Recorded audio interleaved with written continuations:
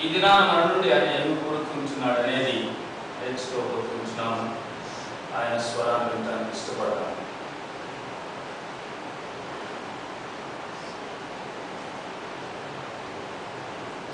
ప్రేమ నమ్మకమైన మా ప్రభువా, మా రక్షక, మా దేవ, ఈ యొక్క రాత్రి సమయంలో మీ సన్నిధికి రావడానికి మాకు ఇస్తున్న సమయం కొరకు వందనాలు, స్తుతులు, స్తోత్రాలు చెల్లించుకుంటున్నాం తండ్రి.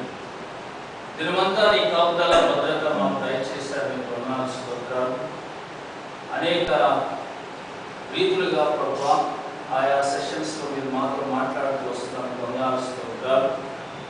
ప్రభువా మా తండ్రి, వర్షిప్లోను, డాక్టరీన్స్లోను, బైబిల్ స్టడీస్లోను, ప్రాక్టికల్ టాక్స్లోను, గేమ్స్లో కూడా మీరు మాకు తోడుగానండి, 2x2 తోడుగానండి, అనేక విషయాలను నేర్చుకోవడానికి సహాయం చేశారు. మీకు వందనాలు, స్తోత్రాలు. దేవా, మా హృదయ వాంఛలు ఎరిగినటువంటి దేవుడవు, ఈ రాత్రి సమయంలో కూడా మీరు మాతో మాట్లాడమని అడుగుతున్నాం. ఇంకా ఈ శిష్యత్వం యొక్క విలువను మేము అర్థం చేసుకోవడానికి సహాయం చేయండి.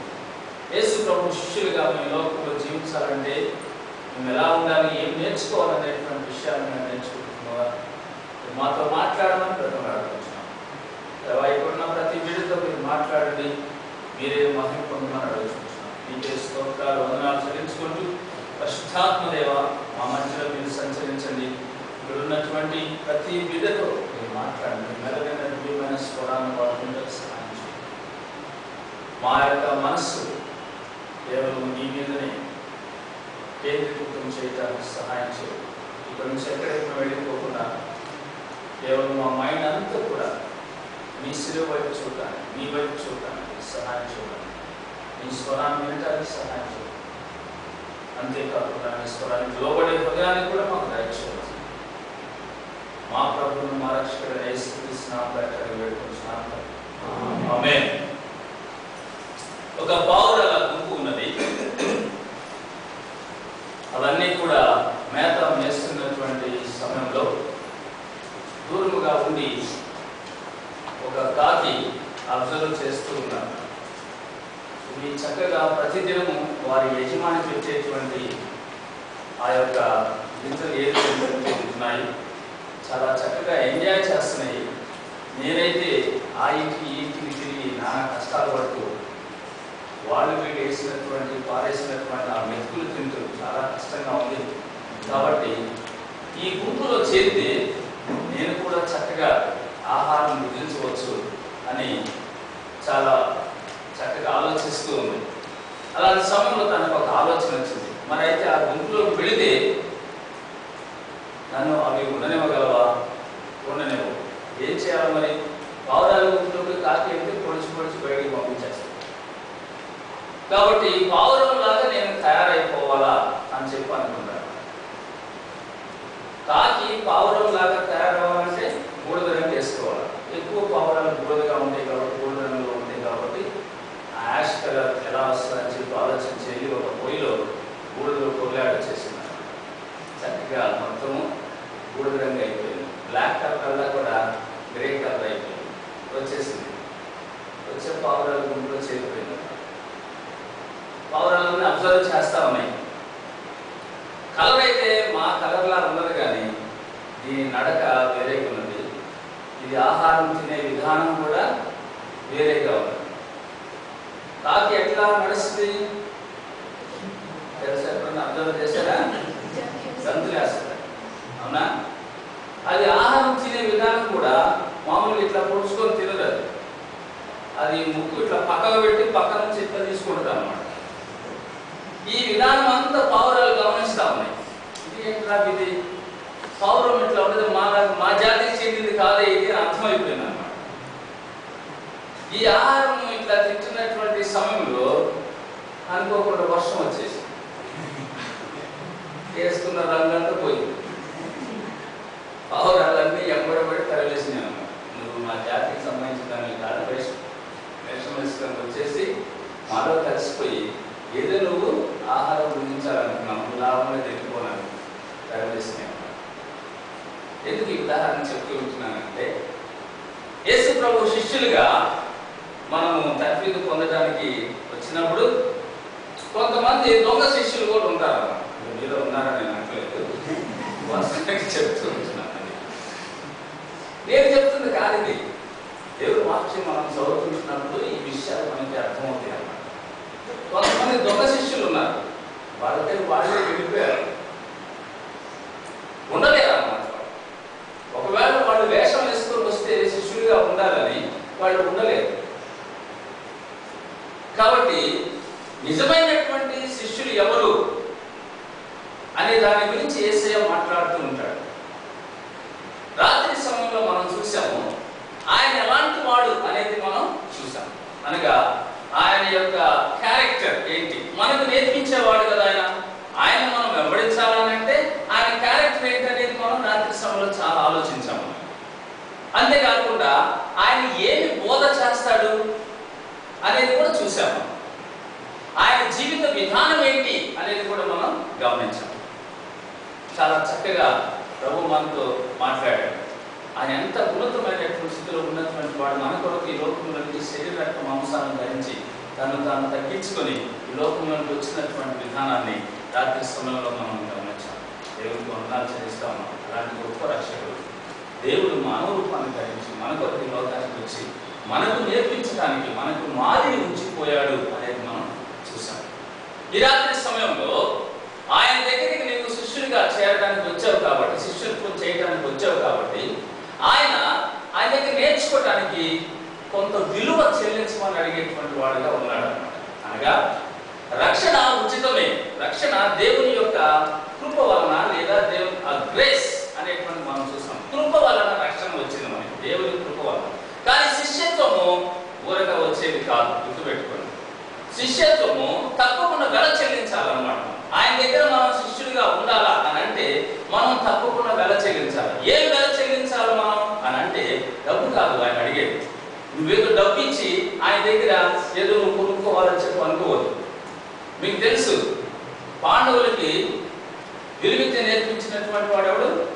ద్రోణాచార్యుడు. ఈ ద్రోణాచార్యుడు పాండవులకు విలువిద్య నేర్పించినటువంటి సమయం జ్ఞాపకం చేస్తాం నేను. అనగా గురు దక్షిణ అనేటువంటి దాని గురించి మాట్లాడుతున్నాను అన్నమాట. అనగా మనం కూడా దక్షిణ చెల్లించాలన్నమాట. అంతే ఇక్కడ మనం గురు దక్షిణ చెల్లించడం అని అంటే మనం ఏదో విలువ చెల్లించాలన్నమాట, లేకపోతే మనకు ఆ విద్య రాదు అనేటువంటి. ఇక్కడ ద్రోణాచార్యుడు ఏం చేస్తాడని అంటే పాండవులకు విలువిద్య నేర్పిస్తున్నప్పుడు అర్జునుడు మాత్రమే లోకంలో ఉన్నటువంటి విలువిద్య కలిగినటువంటి వాళ్ళందరిలో ఉన్నతమైన స్థితిలో ఉండాలని ఊహించాడు అన్నమాట. కానీ వారి దగ్గరికి ఒకడు వచ్చేసాడు అన్నమాట నేర్చుకోవడానికి. ఎవరు? ఏకలవ్యుడు. వాస్తవానికి ఏకలవ్యుడు ఒక అడవిలో ఉన్నటువంటి అడవి జాతులకు సంబంధించినటువంటి వ్యక్తి అనమాట, ఒక ట్రైబ్ అనమాట. ద్రోణాచార్యుడి దగ్గరికి వచ్చేసి నాకు నీవు విలువిద్య నేర్పించు అని అన్నాడు. ద్రోణాచార్యుడు ఏమన్నాడంటే నేను రాజులకు తప్పితే ఎవరికి నేర్పించను. ఆఫ్టర్ నువ్వు ఒక అడవి నుంచి వచ్చినటువంటి వాడు, అడవి జాతి వాడికి నేను నేర్పించను అన్నాడు. చాలా దుఃఖంతో ఏకలవ్యుడు వెళ్ళిపోతాడు. వెళ్ళిపోయి తను ఏం చేస్తాడనంటే ఒక ద్రోణాచార్యుని యొక్క ఆకారాన్ని తయారు చేసుకొని, ఒక బొమ్మను తయారు చేసుకొని ఎదురుగా పెట్టి వీడు బాణాలు వేయడం నేర్చుకుంటాడు అన్నమాట. ఒకనొక సమయంలో ద్రోణాచార్యుడు పాండవులందరినీ పిక్నిక్ తీసుకొని పోతాడు అడవికి. తీసుకొని పోయినటువంటి సమయంలో వీళ్ళతో పాటు ఒక కుక్క కూడా బయలుదేరుతుంది అనమాట, ప్రాణములతో పాటు. ఇప్పుడు ఆ ఏకలవ్యుడు ఆ అడవిలో బాణాలు ప్రాక్టీస్ చేస్తూ ఉన్నాడు. చాలా ఇప్పటికే ప్రాక్టీస్ అయిపోయింది, చాలా ప్రావీణ్యత సంపాదించాడు. ఎక్కడో శబ్దం అవుతున్నప్పుడు కుక్క మురిగిందన్నమాట. అయితే ఏకలవ్యుడు బాణం వేసి ఆ కుక్క యొక్క నోటిని బంధించేశాడు. కుక్క ఎక్కడి నుంచి మురిగిందో కూడా ఏకలవ్యుడు తెలియదు, కానీ ఆ శబ్దాన్ని బట్టి బాణం వేస్తాడన్నమాట. వచ్చి కుక్క యొక్క నోరు మూసేస్తాడు ఆ బాణం. అక్కడ ఉన్నటువంటి పాండవులు ఆశ్చర్యపోతారు. ద్రోణాచార్యుడు ఎక్కడో ఉంటాడనమాట. వీళ్ళంతా షికారు చేస్తున్న సమయం ఇది జరిగేసరికల్లా అర్జునుడికి కోపం వచ్చేస్తుంది. ఏంటంటే ఈ శబ్దాన్ని బట్టి బాణం వేసి ఆ కుక్కను ఆఫ్ చేయగలిగాడంటే వాడు ఎంతటి విలువిద్య కలిగిన వాడు, ఎవరు వాడికి విలువిద్య నేర్పించింది అని చెప్పి అనుకుంటాడు. అంతలోకే ఏకలవ్యుడు అదే ప్రదేశానికి వచ్చేస్తాడు.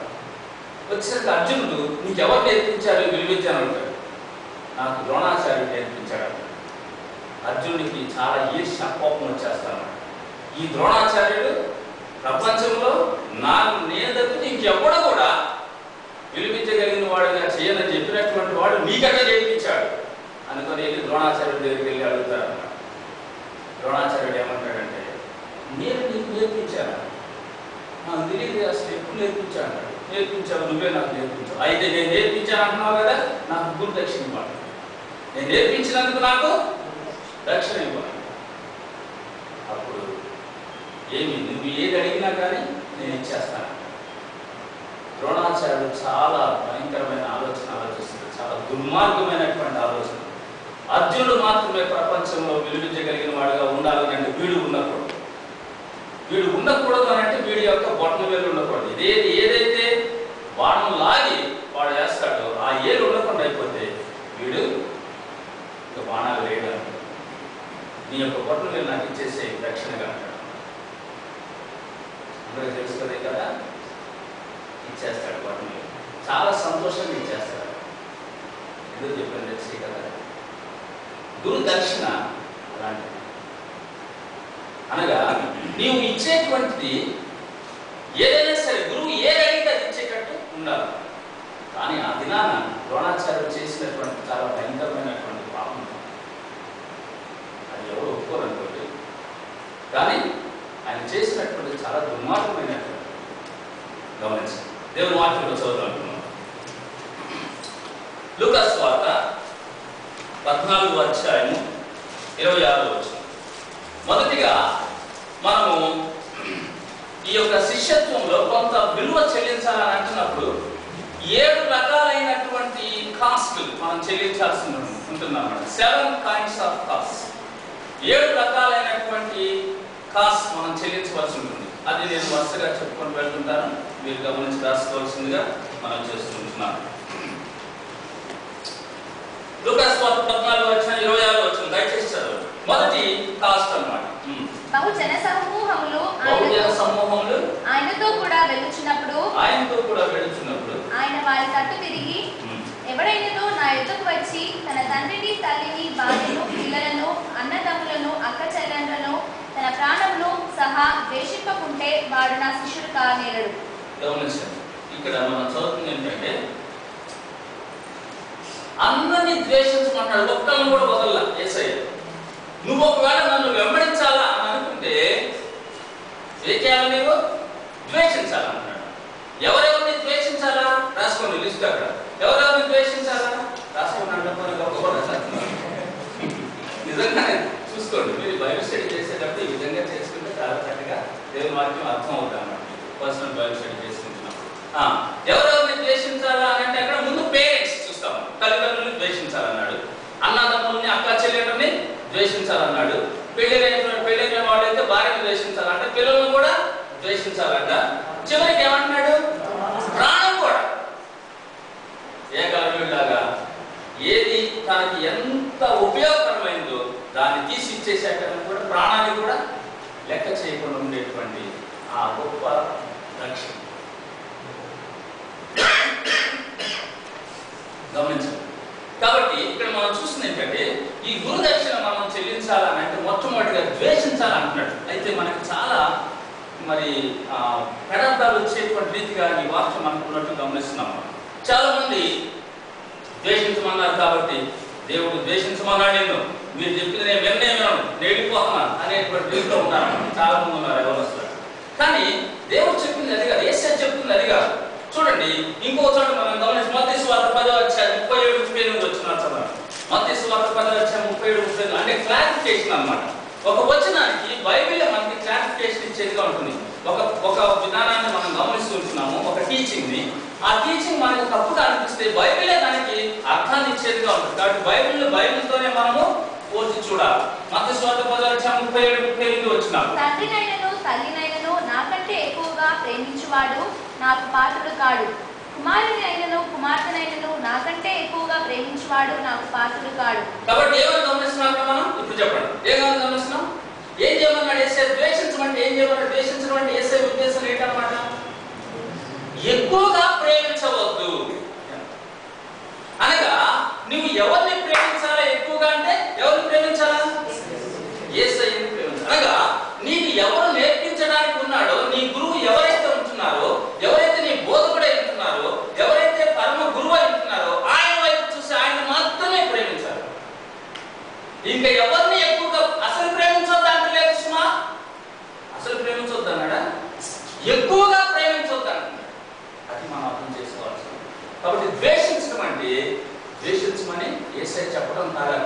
ఉద్దేశం ఏంటంటే ఎక్కువగా ప్రేమించవద్దు అంటారు. కాబట్టి మనము our first love to Christ should be so great that all other loves. మన జీవితంలో ఏదైనా ప్రేమలు ఉన్నాయనంటే యేసయ్య కంటే, యేసయ్యని ప్రేమించే దానికంటే ఎక్కువగా ఉండొద్దు ఆ ప్రేమ. అది మనం గుర్తుంచుకోవాలి. కాబట్టి నీ జీవితంలో ఎవరిని ప్రేమిస్తున్నావు? ఇందాక తమ్ముడు చెప్పాడు ప్రేమ ప్రేమ అనేది అన్నాడు. నాకేం సరిగ్గా అర్థం కాలేదు, కానీ ఏదో ప్రేమ ప్రేమ అని ఆయన ఏదో చెప్తున్నాడు, సాక్ష్యంలో చెప్తున్నట్టు విన్నాను. అయితే ఇక్కడ మనం చూస్తున్నట్లయితే ఎవరిని ప్రేమించాలి? నువ్వు యేసయ్యను మాత్రమే ప్రేమించాలన్నమాట. నేను మొదటి నా జ్ఞాపకం చేశాను. మీకు ఎవరైనా లవ్ అఫైర్స్ లో ఉంటున్నట్లయితే ఇప్పుడు ఇది నా ఒక తీర్మానం చేసుకోండి. యేసయ్య కంటే నేను నిన్ను ఎక్కువగా ప్రేమించను, యేసయ్య కంటే నేను నిన్ను ఎక్కువగా ప్రేమించలేను. యేసయ్య నా జీవితంలో. చాలా మంది స్టిక్కర్స్ అతికించుకుంటారు అన్నమాట. ఐ లవ్ జీసస్ అని చాలా మంది స్టిక్కర్స్ అక్కడక్కడ సైకిల్స్ మీద, మోటార్ సైకిల్స్ మీద ఆడాడు చూస్తూ ఉంటారు. కొంతమంది పుస్తకాల మీద అతికించుకుంటారు I love Jesus. Very good. నిజంగా యేసయ్యను మనం ప్రేమించే వాళ్ళమైతే చాలా ద్వేషించేటువంటి పరిస్థితి కూడా ఉంది. కొన్ని ద్వేషించాల్సినటువంటి అవసరం కూడా ఉందన్నమాట. సరే చూద్దాం. చూడండి, ఒకవేళ యేసయ్యను మనము ప్రేమించకపోతే ఏం జరుగుద్ది? యేసయ్యను ఎందుకు ప్రేమించాలి? నేను కొరింథీయులకు రాసినటువంటి పత్రిక చూడండి, 1 కొరింథీ 16వ అధ్యాయం 22వ వచనం. 1 కొరింథీ 16:22. ఎవడైనా ప్రభువును ప్రేమింపకుంటే వాడు శపింపబడును గాక. ప్రభువు వచ్చుచున్నాడు. ప్రభువైన యేసుక్రీస్తు కృప మీకు. ఎవడైనా ప్రభువును ప్రేమింపకుంటే వాడు శపింపబడును గాక. ఎవరు అంటున్నారు ఈ మాట? పౌలు అంటున్నాడు. అనగా పౌలు యేసయ్యను బాగా ప్రేమించిన వాడు కాబట్టి ఏమంటాడంటే ఆ ప్రేమ ఇతరులు కూడా కలిగి ఉండాలనే ఉద్దేశంతో ఎవరైనా ప్రభువుని ప్రేమించకపోతే శాపగ్రస్తులైపోతాడు అన్నాడు. కాబట్టి ఫ్రెండ్స్ అర్థం చేసుకోండి, దేవుణ్ణి మనం ప్రేమించకపోతే మనం శాపంలో ఉన్నాము అని గుర్తుపెట్టుకోండి. మనం ఇంకా ఎవరినైనా సరే ప్రేమిస్తున్నట్లయితే, యేసయ్య కంటే ఎవరినైనా ఇంకా ఎక్కువగా ప్రేమించినట్లయితే దయచేసి మానేసేయి. ఆ ప్రేమను నీవు వెనక్కి తీసుకోవచ్చు. తర్వాత ఇంకా చూస్తాం మనం కీర్తనల గ్రంథంలో మనం చూసినట్టు 2వ అధ్యాయం 12వ వచనం. కీర్తనల గ్రంథం 2వ అధ్యాయం 12వ వచనం. తొందరగా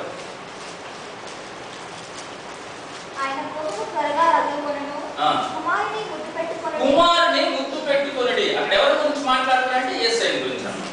కుమారుని ముద్దు పెట్టుకొనుడి, లేకపోతే ఎవరు కోపిస్తారు? దేవుడు కోపిస్తాడు. కాబట్టి యేసయ్యని ప్రేమించు. ఎందుకు ప్రేమించాలి? నేను నీ కొరకు ఆయన ప్రాణం పెట్టాడు, నీ కొరకు శిలువలో మరణించాడు. కాబట్టి ఆయన ప్రేమించాలి తప్పకుండా. నీ కొరకు ప్రాణం పెట్టిన వాళ్ళని ప్రేమించడం ఇంకెవరిని ప్రేమిస్తావు నీవు? గమనించండి. దేవుని వాక్యం ఇంకా కొన్ని విషయాలు మనం చూద్దాం. యోహాను పత్రికలో ఇందాక మనం చదువుతాం. యోహాను పత్రికలో మొదటి పత్రిక 2వ అధ్యాయము 15-16 వచనాలు. మనం ఎవరిని ప్రేమించాలి, ఎవరిని ప్రేమించకూడదు అనేది ఇక్కడ మనం చూస్తున్నాం. లోకంలో ఉన్నదంతయు అనగా శరీరాశయు, నేత్రాశయు, జీవపు తత్వమును తండ్రి వలన పుట్టినవి కావు. అవి లోక సంబంధమైనవే. లోకమును దాని ఆశయు గతించుకోవచ్చును, కానీ దేవుని చిత్తమును జరిగించువాడు నిరంతరము నిలుచును. అక్కడ ఏమని చూస్తున్నాం మనం? లోకమును ప్రేమించవద్దు, లోకమును ప్రేమింపకుడి అని అంటాడు. లోకం అంటే అర్థం ఏంటి? యేసయ్యని ప్రేమించాలా, లోకాన్ని ప్రేమించవద్దు అని చదువుతున్నాం ఇక్కడ మనం. లోకం అంటే అర్థం ఏంటి? లోకం అంటే 3 విధాలైనటువంటి అర్థాలు మనకి దేవుని వాక్యం చదువుతున్నప్పుడు ప్రస్ఫుటిస్తాయి అన్నమాట. ఏంటది? ఫిజికల్ వరల్డ్, భౌతికమైనటువంటి ప్రపంచం అన్నమాట. భౌతికమైనటువంటి ప్రపంచం అంటే మనం చూస్తున్నటువంటి ప్రపంచం. ఈ ప్రపంచంలో మానవాళి ఉన్నారు. హ్యూమన్ వరల్డ్, మ్యాన్ కైండ్ అన్నమాట.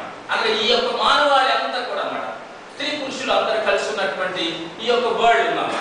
అనగా ఈ ఫిజికల్ వరల్డ్ లో హ్యూమన్ వరల్డ్ అనగా ఈ యొక్క లోకంలో అనగా లోకం అంటే ఎవరెవరు వస్తున్నారు?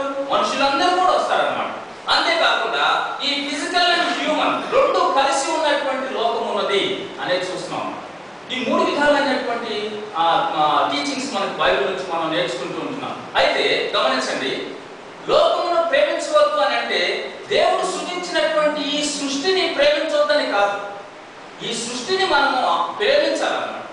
ఈ సృష్టి దేవుణ్ణి ఆరాధిస్తూ ఉంటున్నది. సృష్టికర్తని మనం ప్రేమించాలి, సృష్టిని ప్రేమించాలా, సృష్టిని ఆ సృష్టికర్తను ఆరాధించాలా అనేది చూస్తున్నాం. అంతేకాదు మనుషులను ద్వేషించమని చెప్పట్లేదు దేవుడు ఎక్కడ కూడా.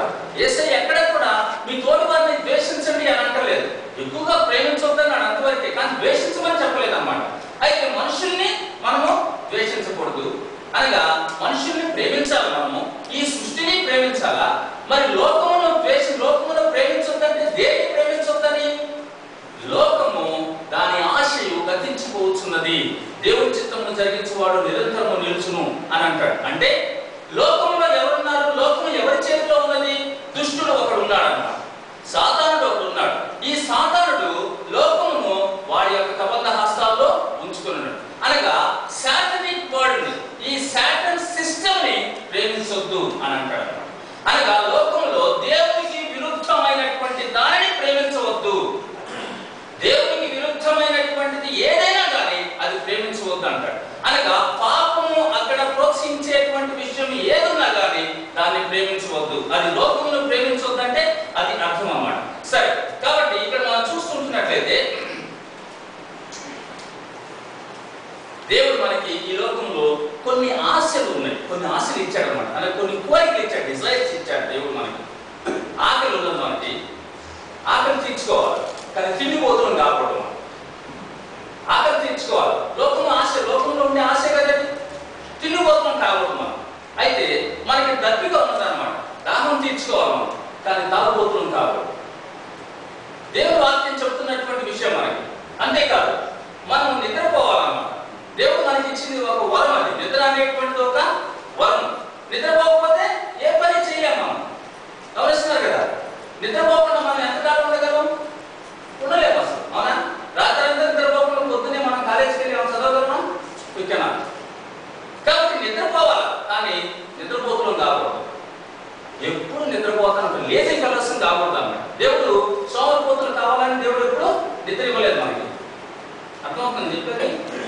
అర్థమవుతుంది తమ్ముడు? రైట్. తర్వాత దేవుడు మనకి, నేను మొదటి జ్ఞాపకం చేశాను, సెక్షువల్ డిజైర్స్ ఇచ్చాడు. ప్రతి పురుషునికి ప్రతి స్త్రీకి సెక్షువల్ డిజైర్స్ ఇచ్చాడు. ఈ సెక్షువల్ డిజైర్స్ ని సరైన సమయంలో మనము పరిశుద్ధంగా వాడుకోవడానికి వివాహాన్ని ఇచ్చాడు అని జ్ఞాపకం చేశాను మీకు. కానీ ఇమ్మోరాలిటీకి మనం దిగిపోకూడదు. ఈ కోరికలు మనలో ఉన్నవి, ఆకలి ఉన్నది, దాహం ఉన్నది, ఈ సెక్షువల్ డిజైర్స్ ఉన్నవి, ఇవన్నీ ఉన్న ఈ నిద్ర ఇలాంటివి ఉన్నప్పుడు కూడా మనము వాటిని ఎలా ఉపయోగించుకోవాలో అలా ఉపయోగించుకోవాలి. అనగా లోకమును ప్రేమించొద్దంటే లోకంలో ఇవన్నీ ఉన్నాయి కదా, మరి వీటిని ఎలా మనం తీర్చుకోవటం అని అంటే వీటిని తీర్చుకోవాలి. మనం సరి అయినటువంటి సమయంలో తీర్చుకోవాల్సిన అవసరత ఉంటుంది. అప్పుడే పరిశుద్ధత దానికి అనేది చూస్తున్నాం. కాబట్టి నేను త్వరగా వెళ్తాను. మీకు అర్థమయ్యే రీతిలో చెప్పాలని కొన్ని విషయాలు తీసుకొని వస్తా ఉన్నాను. మనం ఎవరి దగ్గరికి అయితే నేర్చుకోవడానికి వచ్చామో ఆయన్ని మనం ప్రేమించాలి. అప్పుడే ఆయన టీచింగ్స్ మనకి అర్థమవుతుంది. ఒకవేళ ఏ లెక్చరర్ మీదైనా మీకు ద్వేషం ఉందనుకోండి, వాడు క్లాస్కి వస్తుంటేనే మన మైండ్ అప్పుడే సెట్ అయిపోతుంది అన్నమాట. మైండ్ సెట్ అయ్యి ఎవడు మార్చలేడు దాన్ని. వాడు వచ్చాడనంటే ఈ సంగతి మనకు తెలిసి మనం బోర్ కొట్టిస్తాడు అని ముందే సెట్ చేసుకొని కూర్చుంటాం కాబట్టి ఏం అర్థం కాదు, అవునా? కాబట్టి ఇంకొక లెక్చరర్ వచ్చి రావడంతోనే జోక్స్ చేసుకుంటూ వచ్చాడు అనుకోండి, నవ్విస్తాడు అనుకోండి, అప్పుడు చాలా ఖుషి కూర్చొని ఉంటాం క్లాస్. ఏం జోక్స్ చేస్తారో చూద్దాం, అవునా? అంత ఇష్టపడతాం. కాబట్టి యేసయ్య నీవు నీ కొరకు ప్రాణం పెట్టినటువంటి యేసయ్య చూసామా, ఆయన ఎలాంటి వాడు అనేది గమనించాం. కాబట్టి ఆయన దగ్గర నేర్చుకోవడానికి వచ్చినప్పుడు ఆయన విలువ చెల్లించడానికి కూడా ఇష్టపడాలి. ఆయన ప్రేమించేవాడుగా నువ్వు ఉన్నట్లయితే ఆయన చెప్పే టీచింగ్స్ కూడా చక్కగా నీకు అర్థం.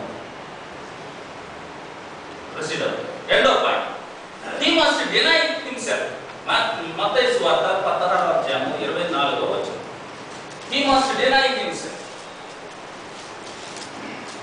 మత్తయి సువార్త 16వ అధ్యాయం 24వ వచనం. అప్పుడు యేసు తన శిష్యులను చూచి, ఎవడైనా నన్ను వెంబడింపకోరినెడలా తన్ను తాను ఉపేక్షించుకొని తన సిలువనెత్తుకొని నన్ను వెంబడింపవలెను. చూడండి, తను తాను ఉపేక్షించుకొని ఇక్కడ మనం చదువుతుంది.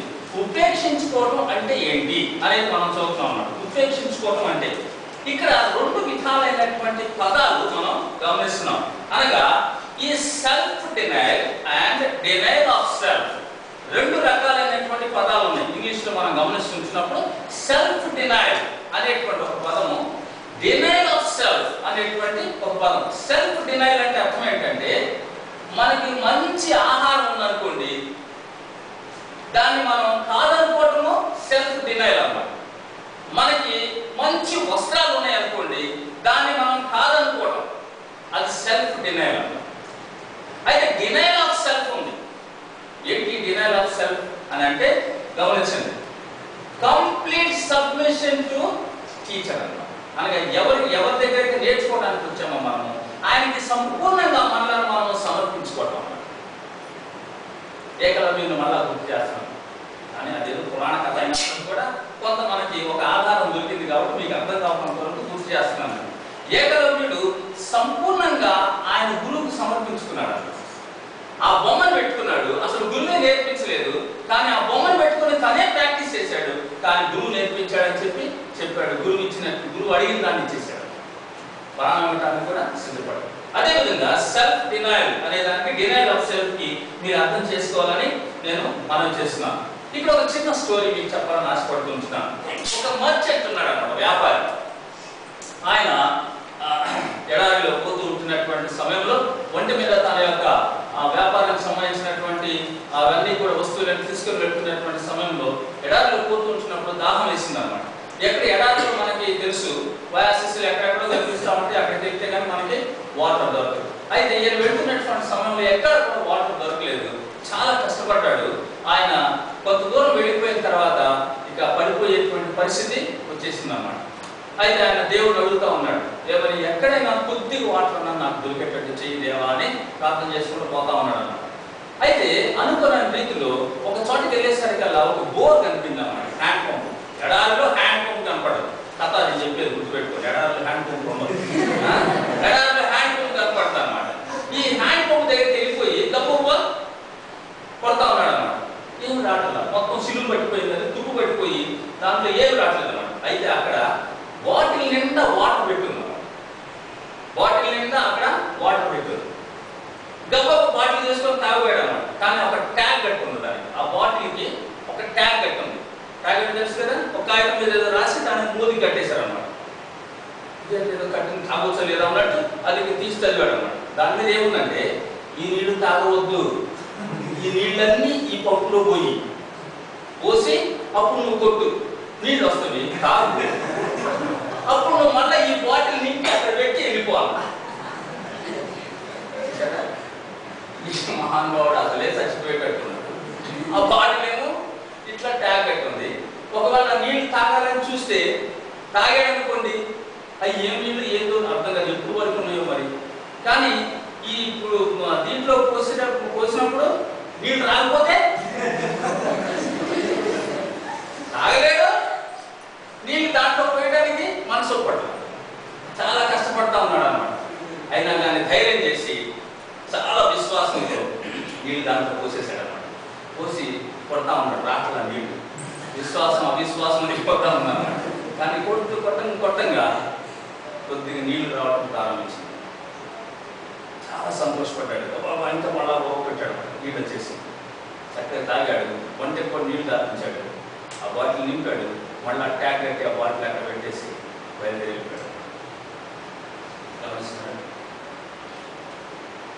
ఎంత విశ్వాసం అంటే, సమస్తమును ఇవ్వటానికి ఇష్టపడటం అనేది చెప్తున్నాను నేను. ఇక్కడ ఏమని చెప్తున్నంటే డినైల్ ఆఫ్ సెల్ఫ్ అని అంటే మనకున్నటువంటి సమస్తం సబ్మిషన్ టు క్రైస్ట్ అంటే మనల్ని మనం సమర్పించుకోవడం.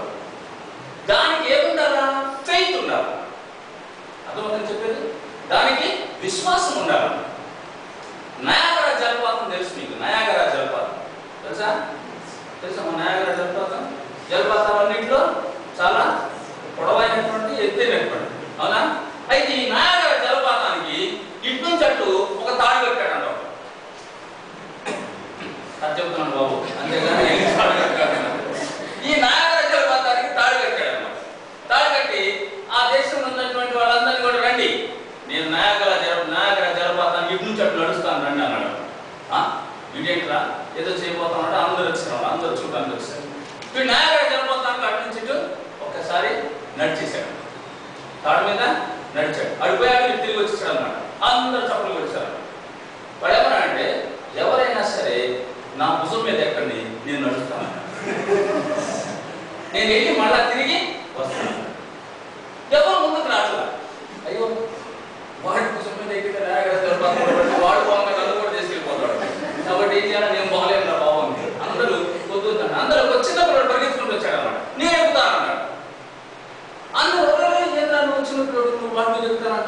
వాడు కింద పడితే లేకపోతే కూడా ఉంటాడు. లేదు ఎక్కేస్తాను. ఎక్కాడు, పోయాడు అతనికి, మళ్ళీ తిరిగి వస్తాడు. అందరు చప్పట్లు కొట్టి ఆ పిల్లలు తెలియదు, నీకు భయమే లేదా అని అడిగారు. నాకెందుకు భయం, ఆయన మా నాయన.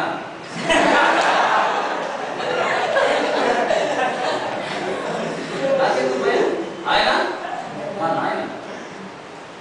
తండ్రి మీద ఎక్కినప్పుడు కుమారుడు ఏ విధమైనటువంటి భయము, విశ్వాసం అలాంటి. వీళ్ళన్నీ కూడా సమస్తము ఆ యొక్క బోర్ పైపులు పోస్తేనే నీకు మళ్ళా తిరిగి వస్తుంది. యేసయ్యకి నీ సమస్తాన్ని నీకు ఇస్తే ఆయన సమస్తం నీకు ఇచ్చేస్తాడు. అర్థమైందని చెప్పింది. నేను అందుకు మీకు అర్థం కావడం కూడా ఇలస్ట్రేషన్స్ తీసుకోవచ్చు. యేసయ్యకి నీకు సమస్తం నీ ఇవ్వడానికి ఇష్టపడితే ఆయన ఉన్నటువంటి సమస్తము నీకు ఇవ్వడానికి ఇష్టపడతాడు. నీ ఇవ్వడానికి ఇష్టపడతాడు, సమస్తము నీ ఇవ్వడానికి ఇష్టపడతాడు. తను తాను తగ్గించుకోవడం కాదు, ఇక్కడ ఉపేక్షించుకోవడం. ఉపేక్షించుకోవటం అంటే మనకున్న సమస్తం మనం ఆయనకి ఇచ్చేసేయటం. ఏది కూడా మనది కాదు అని అనుకోవడం, అది చాలా కష్టం. గమనించండి, మన యొక్క హృదయ సింహాసనం మీద ఈ కన్ను రాస్తే తమ్ముడు,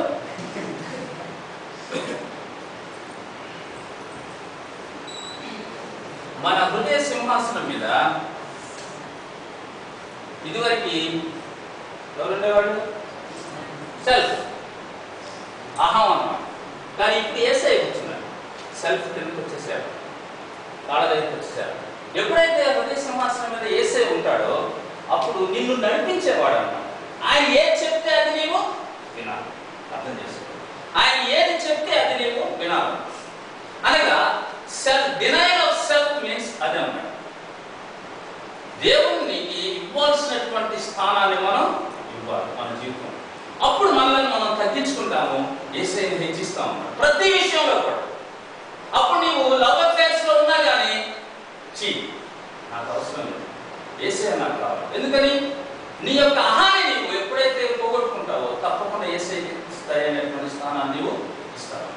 అంతేకాదు, నువ్వు ఒక సెల్ ఫోన్ కొనుక్కోవాలనుకున్నావు అనుకోండి, వెంటనే ఆలోచిస్తావు అన్నమాట, ఇది అవసరమా నాకు అని ఆలోచిస్తావు అన్నమాట.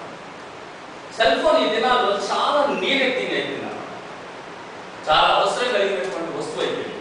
అయితే దానికి బాకీ చేసి ఎవరినో అడిగి వాళ్ళ దగ్గర నుంచి తీసుకొని వచ్చి కొనుక్కోవాల్సిన అవసరం లేదన్నమాట. అర్థమని చెప్పేది, మనల్ని మనం తగ్గించుకోవడం కాదు, ఇక్కడ యేసయ్యని హెచ్చించడం నేర్చుకోవాలి. దేనాయలు అవసరం ప్రతి విషయంలో కూడా సంపూర్ణంగా ఆయనకు మనం సమర్పించుకోవాలి. నువ్వేది చెప్తే అది నేను వింటాను అనుకోవాలి, అదే. కాబట్టి నీ హృదయ సింహాసనం మీద అనగా అధికారం చెలాయించేవాడు యేసయ్య ఉన్నాడు. నువ్వు ఏ డెసిషన్ తీసుకున్నా కానీ యేసయ్య వైపు చూడు. అయా ఇది చేయమంటావా, అయా నేను ఇలా వెళ్ళాలనుకుంటున్నాను, వెళ్ళమంటావా? ప్రతిదీ కూడా అది సబ్మిషన్, అంటే సంపూర్ణమైనటువంటి సబ్మిషన్కి రావాలి. ఇక్కడ ఇంకొక విషయం గమనిస్తుంటున్నాను. ఒక ఉదాహరణ వల్ల అంటే నేను కొన్ని విషయాలు చెప్తుంటాను. అంటే ఇప్పుడు ఈ దినాల్లో మనం చూసుకుంటున్నట్టయితే ఎక్కువగా ఈ హైజాకింగ్ ఎక్కువైపోయింది. చూస్తాను కదా, హైజాకింగ్ అంటే తెలుసు కదా. అంటే ఇప్పుడు మొన్న రీసెంట్గా షిప్నే హైజాక్ చేసేసాడు, మన సముద్రపు దొంగలు అంట. అది చూస్తూ ఉంటే చాలా ఆశ్చర్యం. మన ఏదో సినిమాలో చూసాం కానీ నిజంగానే ఇప్పుడు జరుగుతూ ఉన్నట్టు గమనిస్తున్నాం. సముద్రపు దొంగలు అంట, సముద్రంలో దొంగలు ఉంటారు, వాళ్ళు షిప్పులు, పెద్ద షిప్పులే దారి మళ్ళించి వాళ్ళకు అనుకూలమైన స్థలానికి తీసుకెళ్ళిపోతా ఉన్నట్టు గమనిస్తున్నాం. అట్లాగే ఒకనొక సమయంలో అంటే 1986 సంవత్సరంలో సెప్టెంబర్ 5వ తారీఖున ఒక ప్లేన్ని, యుఎస్ ప్లేన్ని హైజాక్ చేశారన్నమాట. యుఎస్ఏ ప్లేన్ని హైజాక్ చేశారు. ఈ హైజాక్ చేసినటువంటి సమయంలో దాదాపు 300 మంది దాంట్లో ఉంటే 127 మందిని చంపేశారు. వాళ్ళు ప్లేన్లోనే చంపేశారు. అయితే చివరికి అది ఎక్కడ ల్యాండ్ అయిందో అక్కడికి ల్యాండ్ అయిన తర్వాత గవర్నమెంట్ అంటే యుఎస్ఏ గవర్నమెంట్ వాళ్ళ సైనికులను పంపి చేసి వాళ్ళందరినీ అరెస్ట్ చేయడం జరిగింది. వాళ్ళందరూ తీసుకొని వచ్చి జైలు వేశారు. వాళ్ళకి తీర్పు ఇచ్చాడు జడ్జి. ఏమని ఇచ్చాడు? వీళ్ళందరినీ కూడా చంపేసేయండి అని ఇచ్చాడు. వాళ్ళందరినీ గురి తీయాలి ఒక రోజు. అయితే వాళ్ళు అది దాదాపు జడ్జిమెంట్ ఎప్పుడు వచ్చిందంటే జూలై 7, 1988 వచ్చిందన్నమాట. ఈ జడ్జిమెంట్ వచ్చిన తర్వాత వెళ్తా ఉన్నారు. కోర్టు నుంచి బయటకు తీసుకొని రావడంతోనే అందరు తయారుగా నవ్వుతూ ఉన్నారు. అయితే అక్కడ ఉన్నటువంటి పత్రికా విలేకరులు అందరూ అడిగారు, ఏంటి మీరు నవ్వుతున్నారు, మీరు ఉరి తీయించబడబోతున్నారు అంటే మిమ్మల్ని చంపేస్తారు, ఎందుకు నవ్వుతున్నారు అన్నారు. అంటేను వాళ్ళు, మేము ఒకవేళ మమ్మల్ని మీరు వదిలేరనుకోండి, మళ్ళా మేము హైజాక్ చేస్తాం, మళ్ళా మేము కొంతమందిని చంపేస్తాం. ఇప్పుడు మమ్మల్ని గురి తీశారనుకోండి, మాకేమి కాదు, కాబట్టి మేము ఉన్నా ఒకటే, మేము లేకపోయినా ఒకటే అన్నారు. గమనించండి, వాళ్ళు ఒక దేనికి పనికిరానటువంటి ఒక కోరిక కొరకు వాళ్ళ ప్రాణాలు ఇవ్వడానికి కూడా సిద్ధపడ్డారు. డబ్ల్యూహెచ్ఓ బిల్డింగ్స్ అవునా, ఆ రోజు ఒసామా బిన్ లాడెన్ ఏమైంది, వాడు పడగొట్టేశాడు కదా, దాంతో వాళ్ళు ఉన్నారు. ఎవరైతే హైజాక్ చేశారో వాళ్ళందరూ దాంట్లోనే ఉన్నారు, చచ్చిపోయారు. వాళ్ళకి తెలియదు చచ్చిపోతారని తెలుసు, కానీ చచ్చిపోయారు. గమనించండి, ఎందుకు చెప్తున్నాను ఈ విషయాన్ని. వాళ్ళు అలాంటి వాటి కొరకు ప్రాణాన్ని ఇస్తామంటే, నీ కొరకు ప్రాణం ఇచ్చినటువంటి యేసయ్య ఇతరుల కొరకు నిన్ను జీవించమని అడుగుతా ఉంటే నువ్వు ఎలాంటి నిర్ణయం తీసుకుంటున్నావు ఆలోచించు. Complete submission to Christ. సంపూర్ణంగా ఆయన మనల్ని మనం అర్పించుకుంటాం. ఆయన ఏది చెప్తే అది చేయడానికి ఇష్టపడతాం. మూడో విషయం, deliberately he must choose the cross. మత్తయి సువార్త 16:26. deliberately he must choose the cross. బాహాటంగా శిలువని ఆశ్రయించాలి, శిలువని మనం కోరుకోవాలన్నమాట.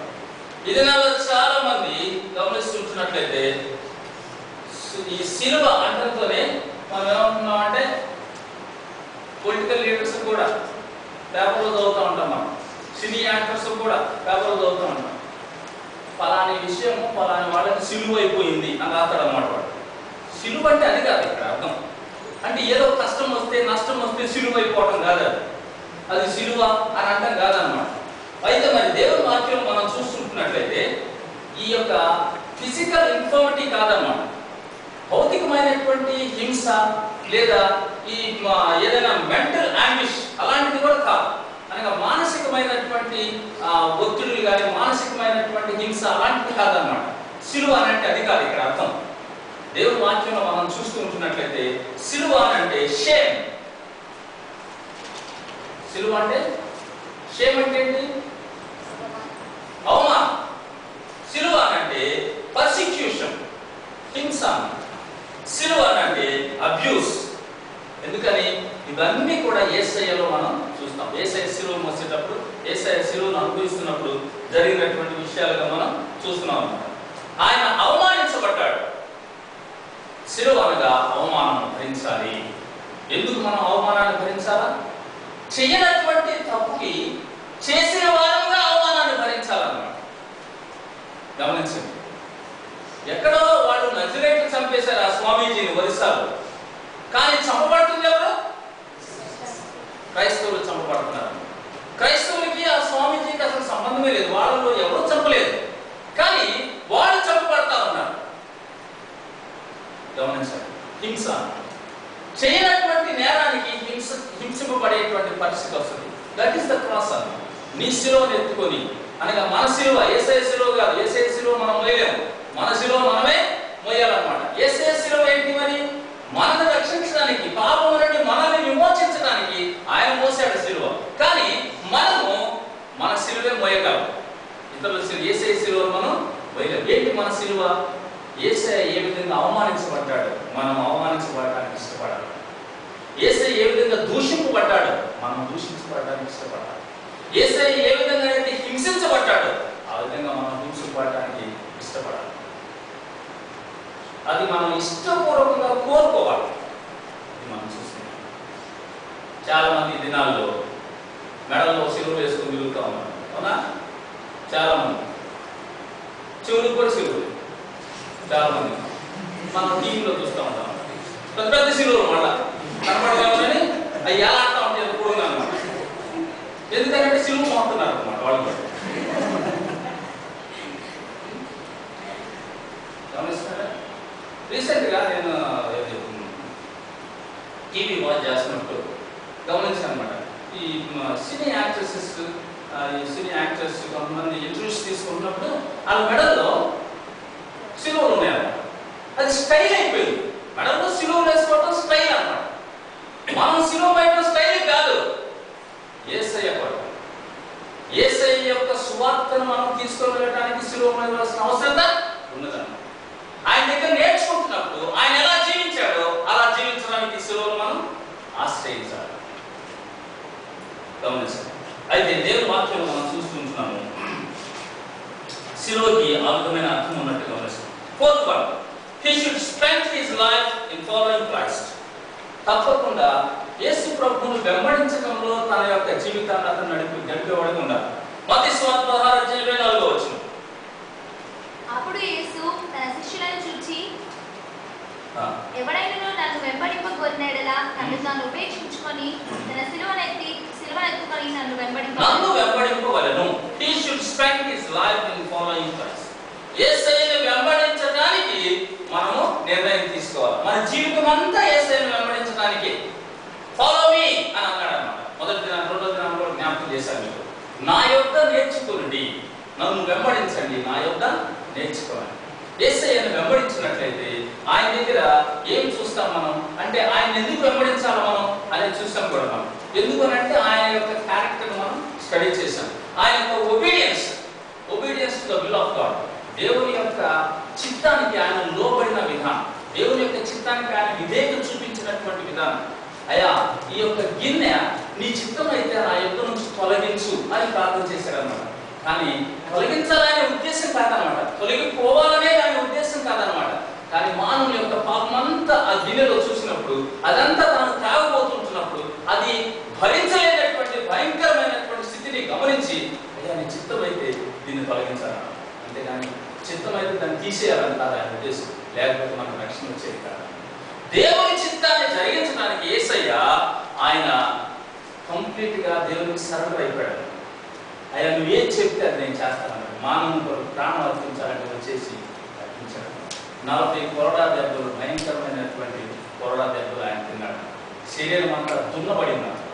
నిజంగా ఆయన యొక్క విషయాన్ని మనం ఆలోచిస్తుంటున్నప్పుడు, ఆయన కొరకు ఆయన్ని వెంబడించాలా అని అంటున్నప్పుడు మనం ఇవన్నీ ఆలోచించాలి. ఇవన్నీ తప్పకుండా ఆలోచించాలి. అవును, నా కొరకు ఇంత శ్రమపడినటువంటి ఈ దేవుడు, ఈ రక్షకుని కొరకు నేనేం చేస్తాను ఆలోచించాలి. ఇక్కడ మనం చూసుకుంటున్నట్లయితే ఆయన అన్సెల్ఫిష్ సర్వీస్ ఆయన చేసింది. ఎక్కడ స్వార్థాన్ని ఆయన కోరుకోలేదన్నమాట. ఎక్కడ సెల్ఫిష్ సర్వీస్ ఆయన అంటే తన కొరకు ఆయన ఎక్కడ చేయలేదు. మానవుడు సుఖపడటం కొరకు చేశాడన్నమాట. ఆ తర్వాత మనం చూసుకున్నట్లయితే పేషెన్స్ అండ్ లాంగ్ సఫరింగ్, ఆయన జీవించినటువంటి విధానంలో ఆయన యొక్క చాలా హింసింపబడ్డాడు. చాలా అనగా పేషెన్స్, తన యొక్క అంటే చాలా ఏమంటాం పేషెన్స్ అంటే ఓపిక, సహనాన్ని ఆయన చూపించినట్టు చూస్తాం అన్నమాట. తర్వాత గమనించండి, ఒకసారి సిటీ స్టడ్ తనకి వచ్చినటువంటి డబ్బు అంతా కూడా దేవుడికి ఇచ్చేయాలని చెప్పి అనుకున్నాడు అన్నమాట మొదటి దినాల్లో. అయితే పెళ్లి కొరకు కొంత డబ్బు దాచిపెట్టుకున్నాడు అన్నమాట. తనకు వచ్చినటువంటి కొన్ని కోట్ల రూపాయలు అన్నీ కూడా ఇచ్చేసాడనుకోండి, దేవుడికి ఇచ్చేయాలనుకుని ఇచ్చేసాడు, ఆల్రెడీ అంతా ఇచ్చేసాడు. పెళ్లి కొరకు మాత్రం పెళ్లి కొరకు అంటే పెళ్లి కూతురు వస్తుంది, తన వైఫ్ వస్తుంది, తన వైఫ్కి ఏదైనా గిఫ్ట్ ఇవ్వాలనుకుని దాచిపెట్టాడు అనమాట. పెళ్లి చేసుకున్న తర్వాత తన భార్యకి ఇచ్చాడు అనమాట. అప్పుడు భార్య ఏమన్నదంటే, ఎక్కడికి ఇద్దాను, ఇలా నీ కొరకే దాచిపెట్టాను నేను, మరి ఇంతకుముందు చాలా డబ్బు ఉండాలి కదా నేను దగ్గర అంటే అంత దేవునికి ఇచ్చేసాను, మరి ఇది ఎందుకు లేదు, నీ కొరకు కాదు, ఇది కూడా దేవునికి ఇచ్చేసాను. సమస్తము దేవునికి ఇచ్చేసి ఆయన చక్కగా ఆయన వెంబడించాడు. ఇప్పుడు మనం ఆయన గురించి చెప్పుకుంటామంటే కారణం అదే. ఆయన వెంబడించడానికి ఆయన సమస్తము ఆయనకి ఇచ్చేసేటువంటి ఆ మనస్సు మనం కలిగి ఉండాలి అని చూస్తున్నాం. తర్వాత చూసినట్లయితే 5th one గమనించండి, మన జీవితం అంతా ఆయన వెంబడించే వాళ్ళగా ఉండాలా. ఆ తర్వాత 5వది ఏంటంటే the fervent love for all who belong. ఆయనకు సంబంధించినటువంటి వారిని మనము ఎప్పుడూ ప్రేమించే వాళ్ళంగా ఉండాలి, కంటిన్యూగా ప్రేమించే వాళ్ళంగా ఉండాలి. ఆయనకు సంబంధించినటువంటి వాళ్ళు అనగా ఆయన బిడ్డలు, అనగా ఈ లోకంలో ప్రతి మానవుని అన్నమాట. నిన్ను వలె నీ పొరుగువాన్ని ప్రేమించు అనేది. యోహాను సువార్త 11:35 చూడమ్మా. యోహాను సువార్త 11:35. మీరు ఒకని ఎడల ఒకడు ప్రేమ గలవాడైన ఎడల దీన్ని బట్టి మీరు నా శిష్యులని అందరూ తెలుసుకొందురని. ఏమంటున్నాడు? ఒకరి ఎడల ఒకరు ప్రేమ కలిగిన వారు ఉంటే దీని వలన నా శిష్యులను అందరూ తెలుసుకుంటారంట. మీరు ఒకరి ఎడల ఒకరు ప్రేమ కలిగి ఉండాలి అనేది చూస్తున్నాం అన్నమాట. అనగా యేసయ్య దగ్గర నేర్చుకోవడానికి మనం వస్తుంటున్నప్పుడు ఆయన ఈ యొక్క విలువ చెల్లించాలని మనల్ని అడుగుతున్నాడంటే, ప్రేమించడం అంటే అంత ఈజీ థింగ్ కాదు. మనం అనుకుంటున్నాం ప్రేమించడం అంటే చాలా సులభమైన విషయం అని. కాదు. మనం శత్రువుని ప్రేమించలేము. గమనిస్తున్నారా? మనం శత్రువుని ప్రేమించలేము. ఒకసారి జర్మనీ దేశానికి సంబంధించినటువంటి జర్నలిస్ట్ భారతదేశానికి వచ్చాడంట. Is a Christian. ఆయన భారతదేశానికి వచ్చి ఈ భారతదేశంలో ఉన్నటువంటి ప్రాముఖ్యమైనటువంటి విషయాలన్నింటి మీద స్టడీ చేస్తూ రాస్తా ఉన్నాడు అన్నమాట. బుక్స్ రాసుకొని అవన్నీ పబ్లిష్ చేయాలని చెప్పి అనుకుంటా ఉన్నాడు అన్నమాట. అయితే ఆయన ఆ ప్రదేశాలను తిరుగుతున్నప్పుడు ఒకరోజు ఉదయకాల సమయంలో గంగా నది తీరాన పోతూ ఉన్నాడు అన్నమాట. గంగా నది తీరాన పోతూ ఉంటే అక్కడ ఉన్నటువంటి ఎవరు లేనప్పుడు ఎక్కడో చిప్పట్లో చాలా దూరంలో ఒక స్త్రీ అవతల ఒడ్డున స్నానం చేసి చక్కగా తనకున్నటువంటి ఆ హెయిర్ అంతా విరబోసుకొని ఆరబెట్టుకొని కూర్చొని ఉందన్నమాట. ఈ మహానుభావుడు గమనించాడు అంత దూరంలో ఒక్కటే ఉన్నది కాబట్టి నేను వెళ్ళి ఆమెని కలుసుకోవాలని చెప్పి అనుకున్నాడు. వెళ్ళాడు.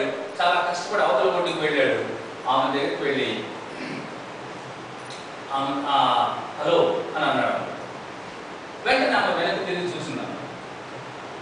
ఆమె వెనక్కి తిరిగి చూడటంతోనే ఈయన మొక్క కవళికలన్నీ మారిపోయినాయి. చి అని వెనక్కి తిరిగాడు. ఏంటి, ఎందుకు ఆమెను చూడటంతోనే చి అన్నాడు? ఆమె వెనక్కి పిలిచిందన్నాడు. హలో, నా ముఖం చూడటంతో నువ్వు చి అన్నావు కదా, నీ హృదయం చూసి దేవుడు కూడా చి అంటాడు, జాగ్రత్త. ఆ ముఖము మొత్తం కూడా కుష్టు వ్యాధితో ఉన్నాడు. ఆమె ఎవరికి కనబడకుండా ఉండాలనే ఉద్దేశంతో దూరం వెళ్ళి ఎక్కడో స్నానం చేస్తామంటే ఈ మహానుభావుడు ఆడది కనపడదు కదా అని పరిగెత్తుకుంటూ పోయాడు. ఆ ముఖం చూడటంతోనే ఆయన ముఖం అంతా మారిపోయింది. అప్పుడు ఆమె ఏమైందంటే, నువ్వు నా ముఖం చూసి చీ అంటున్నావు కానీ దేవుడు నీ ముఖం చూసి చీ అంటాడు. నీ హృదయం ఎలాంటిదో గమనించాలి. తక్కువలేకపోయాడు. అక్కడి నుంచి వెంటనే జర్మనీ వెళ్ళిపోయాడు. ఉండలేకపోయాడు భారతదేశం. జర్మనీ వెళ్ళిపోయి కొంతకాలానికి భార్య దగ్గరికి వెళ్ళిపోయి భార్యకి విషయం చెప్పాడు. నేను ఈ విధంగా ప్రవర్తించాను భారతదేశంలో, నువ్వు నన్ను ఇష్టపడుతున్నావా అని అడిగాడు భార్య పెద్దగా నవ్విన్నాను. నవ్వి తనని కౌగిలించుకొని ముద్దు పెట్టుకున్నాను. ఎందుకు అని అంటే, యు ఆర్ రియల్ హస్బెండ్, నిజంగా నువ్వు నాకు ఎంతో నచ్చావు. ఎందుకు? ఉన్నది ఉన్నట్టుగా చెప్పేశాడు. ఏం జరిగిందో చెప్పేశాడు. గమనించండి, ఎందుకు ఈ ఉదాహరణ చెప్తున్నానంటే, నీ స్థితిని అనగా నీవు ఉన్నది ఉన్నట్టుగా తెలుసుకొని యేసయ్య నిన్ను ప్రేమించే దేవుడు. అర్థం చెప్పేది, నువ్వు ఎలాంటి వాడవో తెలిసి కూడా, నువ్వు ఎలాంటి దానవో తెలిసి కూడా యేసయ్య నిన్ను ప్రేమిస్తున్నాడు అన్నమాట. అర్థమవుతుందా? కానీ మనము మన శత్రువులను ప్రేమించలేని పరిస్థితుల్లో ఉంటున్నాం. చాలాసార్లు మన తోటి వారిని ప్రేమించలేని పరిస్థితుల్లో ఉన్నాం. ఒకవేళ దేవుడు మనం చూసినప్పుడు, యేసయ్య మనం చూసినప్పుడు యేసయ్య ద్వేషిస్తే మనలాగా మనం ఉండగలమా? మనం ఇక్కడ కూర్చోగలమా? మనం ఇక్కడ సంతోషంగా ఉండగలమా? ఉండలేమా? కాబట్టి నీ స్థితిని ఎరిగి కూడా ప్రేమించినటువంటి దేవుడు, నీ స్థితి తెలిసి కూడా ప్రేమించినటువంటి దేవుడు ఏమంటున్నాడంటే, నిన్ను వలె నీ కొడుకు వారిని ప్రేమించు. నేను నిన్ను ప్రేమించాను, అదే ప్రేమ ఇతరులలో చూపించు. యోహాను పత్రిక కానీ యోహాను సువార్త కానీ మనం చదువుతుంటున్నప్పుడు ఎక్కువ ప్రేమ గురించి చదువుతాము.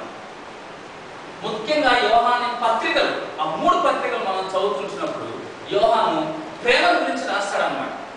అందుకనే ఆయన రాసుకునేటప్పుడు యోహాను సువార్తలో ఆయన ప్రేమించిన శిష్యుడు అని రాసుకుని ఆయన పేరు రాసుకోకుండా ఆయన చేత ప్రేమికుడిని శిష్యుడు అన్నమాట యోహాను. ఎందుకని అది ఎందుకు చెప్తున్నానంటే, యేసయ్య దగ్గర ఎంత ప్రేమ, యేసయ్య ఎంత ప్రేమించగలదో యోహానికి తెలుసాను. ఎందుకని ఆయన రాసినటువంటి విధానం, దేవుడు ప్రేమ అయి ఉన్నాడు.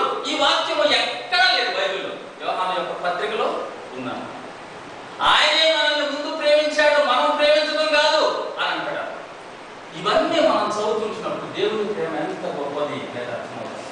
దేవుని ప్రేమ గురించి యోహాను రాయకపోతే మనకు తెలిసేది. ఎక్కడ నేర్చుకున్నాడు యోహాను ఈ ప్రేమ గురించి? యేసయ్య బడిలో నేర్చుకున్నాడు, యేసయ్య దగ్గర నేర్చుకున్నాడు, ఆయనతో ప్రేమింపబడ్డాడు. ఆ ప్రేమ యొక్క అర్థాన్ని ఆయన వివరిస్తున్నాడు. నేను కొన్ని అంటే వచనాలు చెప్తాను మీకు, అవి మీరు తర్వాత చదవండి, టైం లేదు కాబట్టి ముందు పెట్టాలని చెప్తున్నాను. కొరింథీయులకు రాసిన పత్రిక 11వ అధ్యాయం 4 నుంచి 7 వరకు, యోహాను పత్రిక 3వ అధ్యాయము మొదటి పత్రిక 3వ అధ్యాయం 13 నుంచి 18 వరకు, 4వ అధ్యాయం 7 నుంచి 12 వరకు, 4వ అధ్యాయంలోని 18 నుంచి 21 వరకు. ఈ వచనాలు మీరు బాగా చదవండి, రాత్రికి మీరు పడుకోబోయే ముందు చదవండి. ప్రేమ గురించి మీకు అర్థం అవుతుంది. అనగా యేసయ్య మనల్ని ఎంతగా ప్రేమించాడు, దేవుడు మనల్ని ఎంతగా ప్రేమించాడు, ఇవన్నీ కూడా మనకు అర్థమవుతుంది. ఒక్క వచనం చదువుతామండి. 3వ అధ్యాయం తీయండి దయచేసి, 13 నుంచి 18 వరకు. 3వ అధ్యాయం 13 నుంచి 18 వరకు. సహోదరులారా, లోకము మిమ్మల్ని ద్వేషించిన యెడల ఆశ్చర్యపడకుడి. మనము సహోదరులను ప్రేమించుచున్నాము గనుక మర్యములో నుండి జీవములోనికి దాటి ఉన్నామని ఎరుగుదుము. ప్రేమ లేని వాడు మరణమందు నిలిచి ఉన్నాడు. తన సహోదరుని ద్వేషించువాడు నరహంతకుడు.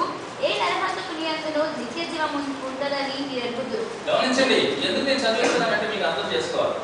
అనగా సహోదరుని ప్రేమించకపోతే, తోటి సహోదరుని మనం ప్రేమించకపోతే మనం హత్య చేసిన వాళ్ళం అవుతామంట, నరహంతకులం అయిపోతామంట. దేవుడి ప్రేమ మనలో ఉండదంట, దేవుడు కూడా ఉండడంట మనలో. ఆయన మన నిమిత్తము తన ప్రాణము పెట్టను గనుక దీని వలన ప్రేమ ఎట్టిదని తెలుసుకొనిచున్నాము. మనము కూడా సహోదరుల నిమిత్తము మన ప్రాణములు పెట్టబద్ధులమై ఉన్నాము. గమనిస్తున్నారా? ఆయన మన కొరకు ప్రాణం పెట్టాడు కాబట్టి మనము మన సహోదరుల కొరకు ప్రాణం పెట్టబద్ధులమై ఉన్నాం. చదవం. ఈ లోకపు జీవనోపాధి కలవాడై ఉండి తన సహోదరునికి లేమి కలుగుట చూచి, నీకు ఒకవేళ ఏదైనా నువ్వు పొందగలిగింది నువ్వు పొంది ఉన్నట్లయితే, అనగా నీ దగ్గర కొంత డబ్బు ఉండి లేక నీకు కొంత అవసరత కలిగి ఉన్నట్లయితే, తన సహోదరునికి లేమి కలుగుట చూచియు అతని ఎడల ఎంత మాత్రమును కనికరము చూపని వాని యందు దేవుని ప్రేమ ఎలా నిలిచును? చాలా సార్లు మనం ఏం చేస్తామంటే, తోటి సహోదరులు లేదా తోటి సహోదరుడు అంటే అర్థం ఏంటంటే రక్త సంబంధులనే కాదు, స్నేహితులైనా కావచ్చు, ఎదుటి వాళ్ళైనా కావచ్చు, మన శత్రువులైనా కావచ్చు. వాళ్ళు అవసరతలో ఉన్నప్పుడు, అవసరత తీర్చేటువంటి సామర్థ్యత నీకు ఉన్నప్పుడు మనం ఒకవేళ సహాయం చేయకపోతే ఏమంటాడు? దేవుని ప్రేమ మనలో లేనట్టు అన్నమాట. దేవుని బిడ్డలని మనం ఎందుకు అనుకోవడం? మనం నరహంతకులు అని అర్థం అన్నమాట. గమనించండి. అనగా దేవుని దృష్టిలో హత్య అంటే అర్థం ఏంటంటే ద్వేషించడం అని అర్థం అన్నమాట.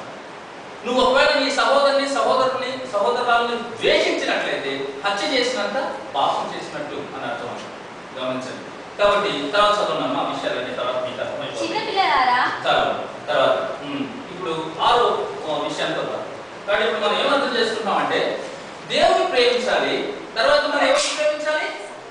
సహోదరులను కూడా ప్రేమించాలి. రైట్.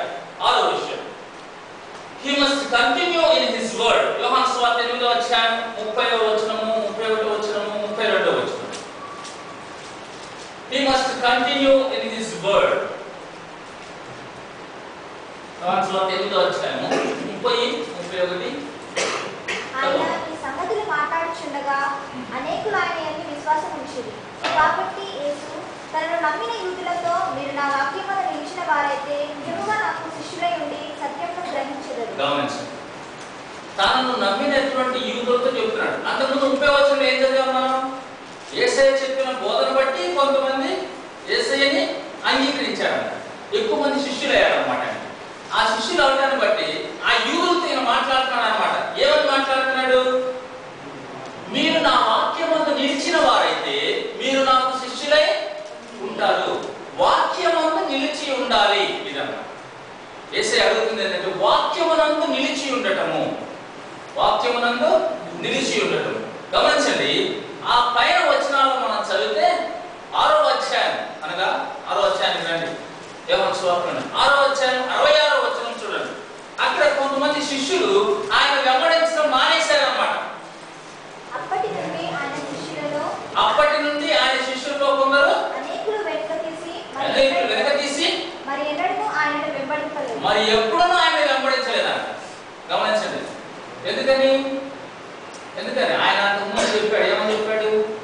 నేను అపవాది అప్పగించబడబోతూ ఉన్నాను, ఈ యొక్క లోకంలో నన్ను ఈ విధంగా చేయబోతున్నారని చెప్పాడు. అంతకుముందు 66 వచనానికి ముందు ఉన్నటువంటి వచనాలు మీరు చదివితే అర్థమవుతుంది అన్నమాట, 6వ అధ్యాయంలోనే. ఆ తర్వాత ఈ విషయాలు విన్న తర్వాత కొంతమంది యేసయ్యను వెంబడించడం మానేశారంట. గమనించండి, అంతకుముందు ఎందుకు మరి వెంబడించడం మొదలు పెట్టారు? ఈయన యాడికి వెళ్ళినా కానీ ఆహారం బాగా దొరుకుతుంది అన్నమాట. 5,000 మందికి 4,000 మందికి భోజనం పెడతా ఉంటారు కాబట్టి తిండి దొరుకుతుంది కాబట్టి నో ప్రాబ్లం, నేను వెంబడిస్తా ఉంటే హాయిగా ఉండదు మన బతుకు అనుకున్నారు. అవునా? చాలా మంది కూడా ఈ దినాలు యేసయ్య పిల్లమని చెప్పుకుంటే గొడవలేదు, పెద్దోళ్ళు కూడా దేవుని పెట్టమని చెప్పుకొని దొంగతనాలు చేసుకోబెట్టారు. చాలా చోట్ల జరుగుతున్నటువంటి వ్యవహారాలు మనం చూస్తా ఉన్నాం. దొంగ శిష్యులు అందుకని మొదలు చెప్పింది. గమనిస్తున్నారు? అందరు శిష్యులు కాదు. అందుకని యేసయ్య ఏమంటే, నా వాక్యమందు నిలిస్తే మీరు నాకు శిష్యులు అనబడతారు అంటారు.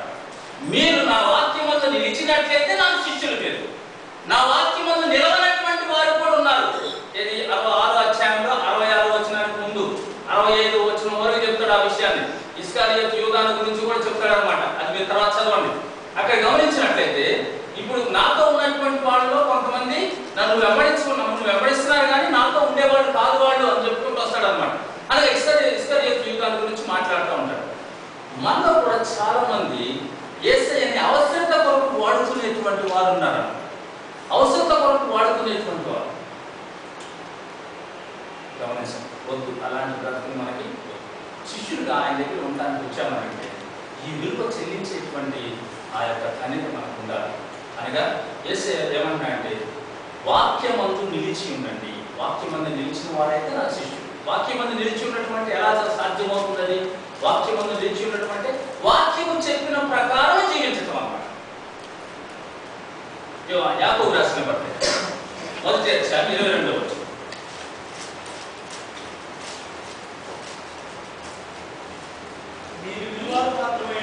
మీరు విలువారు మాత్రమైంది మిమ్మల్ని మీరు మోసపుచ్చుకొనక వాక్య ప్రకారము ప్రవర్తించు వారిని ఉండండి. గమనించండి, మీరు ఇప్పుడు చాలా దినాల నుంచి వింటున్నారు. మీన్స్ ఒక 3 days నుంచి వాక్యం వింటున్నారు. అంతకుముందు కూడా సంఘాల్లో ఉన్నారు. అంతకుముందు కూడా ఎన్నో మీటింగ్స్ లో మీరు విన్నటువంటి వారుగా ఉన్నారు. ఎన్నో నిర్ణయాలు తీసుకున్నటువంటి వారుగా ఉన్నారు. అయితే ఇప్పుడు ఆ నిర్ణయాలు కట్టుబడి జీవిస్తున్నారు. విలువారు మాత్రమై ఉండి మిమ్మల్ని మీరు మోసపుచ్చుకోవద్దు. వాక్య ప్రకారము జీవించు వారే ఉండండి. వాక్య ప్రకారము ప్రవర్తించేటువంటి వారుగా. వాక్యమును నిలిచి ఉండటం అంటే వాక్య ప్రకారం ప్రవర్తించడం అన్నమాట. వాక్యమును నిలిచి ఉండడం ఎందుకంటే అంటే యేసయ్య తండ్రి చిత్త ప్రకారం జీవించాడు కాబట్టి మనల్ని కూడా వాక్య ప్రకారం జీవించని అంటున్నాడు. అనగా మనకి దేవుని యొక్క చిత్తాన్ని తెలియజేసేటువంటిది బైబిల్ గ్రంథం. ఈ వాక్య ప్రకారం మనం జీవిస్తే అప్పుడు మన దేవుని యొక్క చిత్తాన్ని మనం నెరవేరుస్తూ ఉంటున్నట్టు. నీ జీవితంలో సరి చేసుకోవాలనంటే, నీవు తప్పుడు మార్గంలో ఉన్నావు, మంచి మార్గంలోకి రావాలనంటే వాక్యం చదవాలి. నీవు వాక్యం చదువుతున్నావా? ప్రతిదినము వాక్యం చేసుకుంటున్నావా? అనగా దేవుడితో ఏకాంత సమయాన్ని గడుపుతూ ఉంటున్నావా? ఆ ఏకాంత సమయంలో దేవుడు నీతో మాట్లాడినటువంటి రీతిలో ఆ మాటలను బట్టి నీవు జీవితాన్ని సరి చేసుకుంటున్నావా? ఇవన్నీ ఆలోచించాలి. ప్రతిదినము ఈ విధంగా మనం ఆలోచించుకొని మనం ప్రతిదినం రెన్యూ అవుతుండాలి. అప్పుడే మనం ఆయన శిష్యులుగా ఈ లోకంలో అనేక మందికి తెలియజేయగలం. ఏమంటున్నాడు ఆయన? అప్పుడు మీరు నా శిష్యులని అనేక మంది తెలుసుకుంటారు. నా వాక్యం మంది నిలిచిన వారైతే నా శిష్యులు అవుతారు. అంతేకాకుండా ఒకరినొకరు ప్రేమించుకుంటే నా శిష్యులు అవుతారు. దానివల్ల అనేక మందికి తెలుస్తుంది వీరు యేసయ్య శిష్యులని. ప్రేమను బట్టి తెలుస్తుంది అన్నమాట. ఒకరినొకరు ప్రేమ కలిగి ఉండబట్టి తెలుస్తుంది. ఒక క్యాంప్ లో ఉన్నటువంటి ఐక్యత, సమాధానం, ఆ ప్రేమ అవన్నీ చూసి ఒక నజరేయుడు మారాడు. ఇప్పుడు ఆయన దేవుని సేవకుడు అన్నమాట. ఆ ప్రేమను చూసి తట్టుకోలేకపోయాడు అన్నమాట. నేను అసలు అనుకోలేదు ఈ విధమైనటువంటి ప్రేమ ఇలా ఉంటుందనేది. దేవుని ప్రేమ ఇలాంటిదని నేను అనుకోలేదు అన్నాడు. గమనించండి, దేవుని యొక్క ప్రేమ మనం కలిగి ఉంటే అనేక మంది ఆ ప్రేమను చూసి మనం ఆయన శిష్యులు అని చెప్పేటట్టు ఉంటారు. ఇక్కడ మనం చూస్తాము, వాక్యం మందు నిలిస్తే దేవుని ప్రేమ మనకు అర్థమవుతుంది. వాక్యం మందు నిలిచి ఉండాలా అనేది మనం నేర్చుకుంటాం. తర్వాత 7వది, he must forsake all that he had. లూకాసు వార్త 14వ అధ్యాయం 33వ వచనం. లూకాసు వార్త 14వ అధ్యాయం 33వ వచనం. ఆ ప్రకారమే మీలో తనకు కలిగిన అంతయు విడిచిపెట్టినవాడు నా శిష్యుడు కానేరడు. తనకు కలిగినదంతా విడిచిపెట్టనివాడు విడిచిపెట్టిన వాడు కాదు. తనకు కలిగిన దంతయు విడిచిపెట్టిన వాడు నాకు శిష్యుడు కానడు. విడిచిపెట్టిన వాడు అంటే అర్థం ఏంటి? విడిచిపెట్టాలనే అర్థం అన్నమాట. అర్థమవుతుందా? అంటే అక్కడ కండిషన్ పెట్టాడు, ప్రీ కండిషన్ అన్నమాట. నువ్వు ఆయన వెంబడించాలనంటే, ఆయన దగ్గర నువ్వు నేర్చుకోవడానికి రావాలనంటే నీకున్నదంతా విడిచిపెట్టాలి. అదన్నమాట. అనగా నీకు అంతకుముందు కొన్ని ప్రీఆక్యుపైడ్ మైండ్ ఉంటుంది అన్నమాట. అనగా కొన్ని నీకు ముందే నిర్ణయాలు తీసుకొని ఉంటావు, కొన్ని జీవిత విధానాల్లో కొన్ని నిర్ణయాలు తీసుకొని ఉంటావు అన్నమాట. వీటన్నిటిని నువ్వు విడిచిపెట్టేసా. ఇప్పుడు ఆయన దగ్గరికి వచ్చినప్పుడు ఆయన చెప్పినట్టు వినాలన్నమాట. నువ్వు చెప్పినట్టు ఆయన వినటం కాదు. గమనించండి, చాలాసార్లు మనం ఏం చేస్తామంటే, చిన్నప్పుడు ఒకసారి మనం గమనించినట్టే, చిన్నప్పుడు మన నాయన మన అమ్మ చేతులు పట్టుకొని బజార్లో తీసుకెళ్తా ఉంటారు అనమాట. మనం ఏం చేస్తాము? గుంజుకొని వాళ్ళ చేయి పట్టుకుంటాము. అవునా? కరెక్టేనా? నేను చెప్పింది కరెక్టేనా? మీరు ఎవరు పట్టుకోలేదు అంట కదా? నేనైతే పట్టుకుంటానంటే చిన్నప్పుడు నాకు గుర్తాను. గుంజుకొని ఏం చేస్తాం మనం? ఆయన ఏరు పట్టుకుంటాం. కానీ వెంటనే మళ్ళా అమ్మ నాన్న ఏం చేస్తారు? గుంజుకొని మళ్ళీ చేయి పట్టుకుంటాడు. మనం గుంజుకొని మళ్ళీ ఏరు పట్టుకోవడం చూస్తాం. ఎందుకని? అమ్మ ఎందుకు పట్టుకుంటుంది? పడిపోతే పట్టుకోవడానికి. నువ్వు ఒకవేళ ఆయన చేయి పట్టుకొని ఉన్నావంటే, నువ్వు పట్టుకుంటే ఆయన చేతిని అవసరమైనప్పుడు వదిలిపెడతావు, కావాలన్నప్పుడు పట్టుకుంటావు. ఆయన ఒకవేళ మనల్ని పట్టుకుంటే ఏం చేస్తాడు? నువ్వు వదిలించుకున్నా కానీ వదిలించుకునే పరిస్థితి కాదనమాట. కాబట్టి ఆయన పట్టుకోవడానికి అవకాశం ఇవ్వాలి. అర్థం చేసుకోండి, ఆయన పట్టుకోవడానికి మనం అవకాశం ఇవ్వాలి. కాబట్టి మన జీవితంలో ఇక్కడ మనం చూసుకుంటున్నాం, మనకు కలిగినదంతా విడిచిపెట్టాలి. అంటే అర్థం ఏంటంటే, ప్రీఆక్యుపైడ్ మైండ్ని వదిలిపెట్టేసి, ఆల్రెడీ నీ మైండ్లో చాలా ఉన్నదన్నమాట. చెత్త చెదారంతా ఇదివరకు వేసుకొని వచ్చావు అన్నమాట. ఇదంతా తీసిపడేసి, ప్రభువా నీ చిత్తం ప్రభువా, నువ్వు ఎలా చెప్తే నేను అలా వింటాను. నువ్వు ఏదైనా సరే నీ కొరకు నేను వదులుకోవడానికి ఇష్టపడతాను. ఆఖరికి నా ప్రాణమైనా సరే ఇవ్వడానికి ఇష్టపడతాను. ఆఫ్టర్ వాళ్ళు దేనికి పనికిరానటువంటి పరిమాణం కోరికలు తీర్చుకోవడం కొరకు ప్రాణాలు ఇస్తూ ఉంటే, ప్రభువా నువ్వు నాకు నిత్య జీవాన్ని ఇచ్చావు, నీ కొరకు నేను ప్రాణం ఇవ్వలేనా అనే తీర్మానాలను మనం ఇక్కడ మనం చూస్తున్నాము. గమనించండి, ఈ యేసుక్రీస్తు శిష్యులు కొంతమంది 12 మంది శిష్యుల గురించి ఆలోచిస్తున్నప్పుడు వాళ్ళు ఏమన్నారంటే, మాకు కలిగిన సమస్తం విడిచిపెట్టి నిన్ను మేము వెంబడించాము అన్నారు. అంతేకాదు, యేసు పిలిచినప్పుడు యోహాను, యాకోబులు, పేతురు, అంద్రేయులు వాళ్ళ గురించి రాయబడ్డారు. సమస్తం విడిచిపెట్టి వాళ్ళు ఆయన వెంబడించారు అనేది చూస్తున్నాం. మనకున్న సమస్తము విడిచిపెట్టడం అంటే ఉద్యోగాన్ని విడిచిపెట్టడం అని కాదు, ఇక్కడ ఏదో చదువును విడిచిపెట్టడం అని కాదు. కొంతమంది చదువు మధ్యలో విడిచిపెట్టేసి దేవుని సేవ అంటున్నారు అనమాట. గమనించండి, చదువు సరిగ్గా చదవకుండా దేవుని సేవ అంటే కోపాలు కొట్టవాడు. చదువు చక్కగా చదవాలా, అప్పుడు దేవుని పరిచయం చేయాలన్నమాట. నా కొడుకు పాలిటెక్నిక్ ఫస్ట్ ఇయర్ తప్పాడు అనమాట. నేను ఇదే తిట్టాను అనమాట. వాడు కూడా ఈ స్టూడెంట్, నువ్వు అసలు ఈ స్టూడెంట్ అని చెప్పుకోవద్దు ఎక్కడ కూడా అని చెప్పాను. కారణం ఏంటి? ఈ స్టూడెంట్ అని చెప్పుకుంటే నువ్వు ఖచ్చితంగా అన్ని సబ్జెక్ట్స్ పాస్ అవ్వాలి. ఫస్ట్ స్టాండర్డ్స్లో ఉండాలి, ఫస్ట్ క్లాస్లో నీవు ఉండాలి. అర్థం చేసుకోండి, దేవుని బిడ్డలుగా మీరు ఉంటున్నారనంటే మీ చదువు ద్వారా దేవుడు మహిమ పొందేటట్టు ఉండాలి. చాలామంది బైబిల్ స్టడీస్ కానీ అటు ఇటు తిరిగి దానికి దీనికి తిరిగి ఆ క్యాంప్ ఈ క్యాంప్ అని తిరిగి చదువును నెగ్లెక్ట్ చేసి దేవుడికి అవమానకరంగా ఉంటున్నారు. దయచేసి మీ జీవితాన్ని మార్చుకోండి. చదువు కొరకు మీరు సమయాన్ని కేటాయించండి. ఒకవేళ ఇంట్లో యాక్టివ్గా ఉంటున్నారా ఉండు, కానీ చదువుకి ప్రత్యేకమైన సమయాన్ని కేటాయించు. చదువు లేకుండా మాత్రం ఉండదు. ఖమ్మం స్టూడెంట్స్కి నేను ఎక్కువ చెప్పేది అదే అంటే నేను డిసెంబర్లో నేను బాగా స్టూడెంట్ అయిపోయాను. డిసెంబర్ ఖమ్మంలో చాలా కాలం ఉన్నాను. ఖమ్మం స్టూడెంట్స్ ఇప్పుడు ఎక్కడైనా కానీ వాళ్ళు చాలా ఈ విషయాన్ని చాలా సీరియస్గా తీసుకుంటారు. అన్న మాకు చెప్పాడు కాబట్టి ఈ దినాన్ని మేము ఉన్నతమైన స్థితిలో ఉంటున్నాం. చక్కగా వాళ్ళందరూ కూడా పోస్ట్ గ్రాడ్యుయేషన్స్ చేశారు. చక్కగా అన్ని డిఫరెంట్ జాబ్స్లో వాళ్ళు సెటిల్ అయి ఉన్నారు. నిజంగా వాళ్ళు చాలా సంతోషపడుతూ ఉంటారు. ఎందుకు చెప్తున్నాను ఈ విషయాన్ని? సమస్తమును విడిచిపెట్టండి అని అంటే చదువును విడిచిపెట్టమనవద్దు, చదువును విడిచిపెట్టమని కాదు ఇక్కడ అర్థం. నీకున్నటువంటి యావిగేషన్స్ అన్ని విడిచిపెట్టేసేయి. దేవుని వాక్యంలో చూస్తాం మనం. ఫిలిప్పీయులకు రాసిన పత్రిక 3వ అధ్యాయం 10-11 వచనాలు చదవండి. ఫిలిప్పీయులకు రాసిన పత్రిక 3వ అధ్యాయం 10-11 వచనాలు. ఏ విధము చేతనైనను ఇతరుల నుండి నాకు పునరుత్థానం కలుగవలెనని ఆయన మరణ విషయంలో సమానానుభవం గలవాడనై ఆయనను ఆయన పునరుత్థాన బలమును ఎరుగు నిమిత్తమును ఆయన శ్రమలలో పాల్గొనవుటకు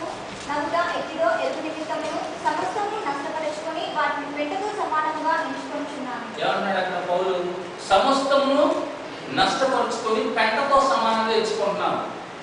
వెనుక ఉన్న వాటిని మరిచి ముందున్న వాటి కనుక వేగిరపడచ్చు అంటాడు. తర్వాత చదువుకుంటూ వచ్చినట్లయితే మనం వెనుకున్న వాటిని అంటే ఏంటి? ఫెయిల్యూర్స్ అన్నమాట. వెనుకున్న వాటిని మర్చిపోయి ముందున్న వాటి కొరకు చూడాలి. మన ఫెయిల్యూర్స్ కి మనం చూస్తే ఇంకా దిగజారిపోతాం మనం. కాదు, సమస్తమును విడిచిపెట్టడం అని అంటే మనకున్నటువంటి అలొకేషన్స్ అన్ని విడిచిపెట్టేసి, అనగా ఇదివరకు ఎక్కడైతే మనం ఫెయిల్ అయ్యామో వాటిని చూడకుండా యేసు వైపు చూస్తూ ముందుకు వెళ్ళిపోవాలి. అప్పుడు మన జీవితంలో మనం సక్సెస్కి వెళ్ళిపోవాలి. మధ్యాహ్నకాల సమయంలో మీరు సక్సెస్ఫుల్ స్టూడెంట్గా చాలా విషయాలు వినుంటారు, ఎలా ఉండాలా అనేది. మన జీవితంలో సక్సెస్ అవ్వాలంటే మనకున్న సమస్తాన్ని మనం వదిలేసేయాలి, ప్రభు వైపు చూస్తూ ముందుకు వెళ్ళిపోవాలి. దేవుని వాక్యం మనం చూసుకుంటున్నాం. దేవుని యొక్క వాక్యంలో చాలా మంది ఈ విషయాలు రాశారు. అనగా వాళ్ళకున్నటువంటి అన్ని విడిచిపెట్టేసి యేసుని వెంబడిస్తే ఏం జరిగింది అనేది అన్నమాట. యేసుని వెంబడిస్తే ఏం జరిగింది? ఆశీర్వాదాన్ని చూశారు. ఈనాడు మనము బైబిల్లో ఈ 66 పుస్తకాలు మనం చదువుతున్నామంటే, దీనికి రాసినటువంటి గ్రంథకర్తల గురించి మనం చదువుతున్నామంటే, వాళ్ళ సమస్తాన్ని విడిచిపెట్టి ఆయన వెంబడించారు కాబట్టి చదవడం. గమనించండి, శిష్యుల గురించి కూడా అదే మనం చదివాం. వాళ్ళు వెంబడించారు. వాళ్ళ దినాన్ని మనం వాళ్ళ గురించి గొప్పగా చెప్పగలుగుతాం. మీ జీవితంలో కూడా ఒక నిర్ణయం తీసుకోండి. మాకున్న సమస్తాన్ని ఏదైనా సరే సమస్తము విడిచిపెట్టండి. దేవుడికి విరోధమైనటువంటి తత్వం ఏదైనా సరే విడిచిపెట్టేసేయండి. దేవుని కొరకు జీవించడానికి తీర్మానం చేసుకోండి. ప్రార్థన చేస్తున్నాం.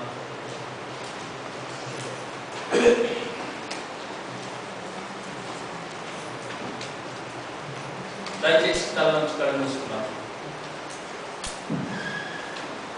ఒకసారి మౌనంగా ఉన్నాం. మీరు ఎందుకు ఈ క్యాంప్కి వచ్చారనేది రాత్రి సమయంలో ప్రత్యేకంగా ఆలోచించాలని నేను మనం చేస్తూ ఉంటాను. యేసయ్య శిష్యుడిగా నీకు తీర్మానం చేసుకొని ఈ లోకంలో ఆయన కొరకే జీవించాలని నువ్వు అనుకున్నట్లయితే, ఈ దినాన ప్రభు నీకు కొన్ని విషయాలను బోధించాడు. ఈ యొక్క శిష్యుడిగా ఉండాలంటే కొంత విలువను చెల్లించాల్సి ఉంటున్నది. అనగా నీ జీవితంలో కొన్ని వదులుకోవాలా, కొన్ని అనుసరించాలా అనేది చూస్తున్నాం. కాబట్టి రాత్రి సమయంలో నువ్వు తీసుకునేటువంటి డెసిషన్ ఏమై ఉంటుంది ఆలోచించు.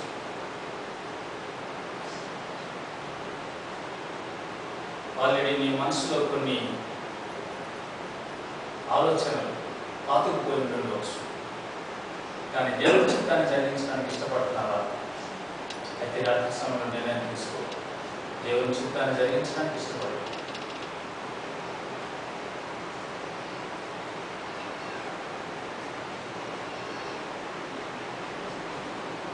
లోకమును దాని ఆశీర్వదించుకోవడం కానీ దేవుని చిత్తం జరిగించుకోవడం ఎంతమంది చూసాం. ఇప్పుడు మనం 7 విషయాలు చూసాం. 7 విధాలుగా మనల్ని మనం ఆయనకి అర్పించుకోవాలనేటువంటి విషయాలు చూసాం. ఆయనకి విలువ అనగా ఆయన యొక్క శిష్యత్వానికి విలువ చెల్లించాలా అనేటువంటి చూసాం. మన ప్రాణం కూడా లెక్క చేయకుండా ఉండాలి. ఆయన మాత్రమే మనం ప్రేమించాలి. ఆయన ప్రేమిస్తామని చెప్పుకుంటూ మన పొరుగువాన్ని కూడా ప్రేమించాలి. సమస్తమును పెంటతో సమానంగా ఎంచుకోవాలి. ఈ లోకంలో ఏది కూడా నీది అనుకోవద్దు. ప్రభు కొరకు ప్రతి విషయంలో కూడా ఆయన మహిమకరంగానే నిర్ణయాలు తీసుకోవాలి. మన జీవిత విధానంలో ప్రతి చోట ఆయన్ని గౌరవించే విధానంగా నిర్ణయాలు తీసుకోవాలి. పాపాన్ని ద్వేషించి పరిశుద్ధతని ప్రేమించేటువంటి విధానంగా జీవించాలి. మన హృదయ సింహాసనం మీద యేసయ్య మాత్రమే ఉంది. మనం ఆయన చెప్పినట్టు మాత్రమే మనం నడిచే విధానంగా ఉండాలి.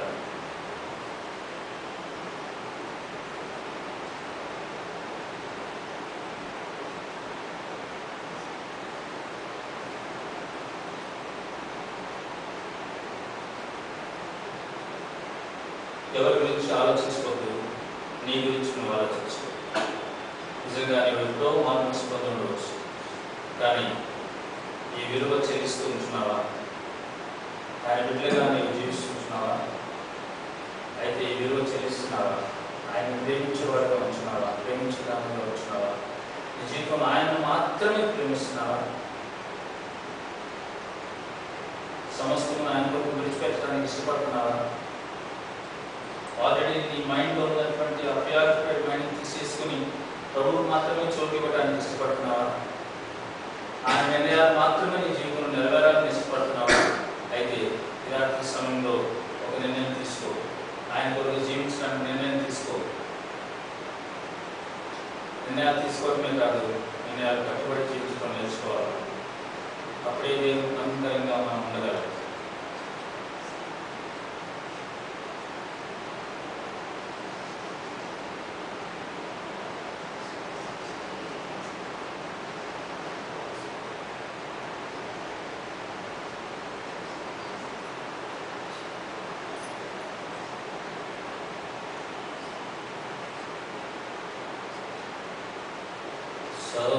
సమస్తమును విడిచిపెట్టి నిన్ను వెంబడించమంటివి. సమస్తమును విడిచిపెట్టి నిన్ను వెంబడించమంటివి. మనుషులను పాటుదారిగా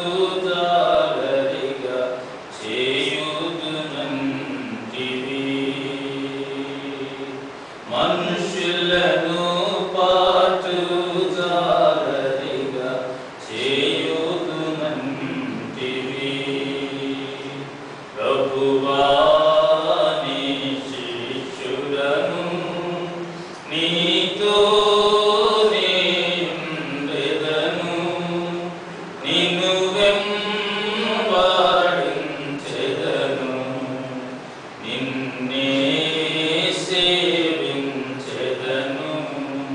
ప్రభువా నీ శిష్యుడను. ప్రార్థన చేస్తున్నాను. ప్రేమానమ్మకమైన మా ప్రభువా, మా రక్షక, మా దేవ, రాత్రి సమయంలో 7 విషయాల ద్వారా మీరు మాతో మాట్లాడిన దాన్ని బట్టి వందనాలు, స్తోత్రాలు. అవును ప్రభువా, నిన్ను మాత్రమే మేము ప్రేమించాలి, మా శిలువను ఎత్తుకోవాలి, నీ వైపు మేము రావాలి. అంతేకాదు ప్రభువా, దేవా, నీ చిత్తము మాత్రమే మేము నెరవేర్చాలి.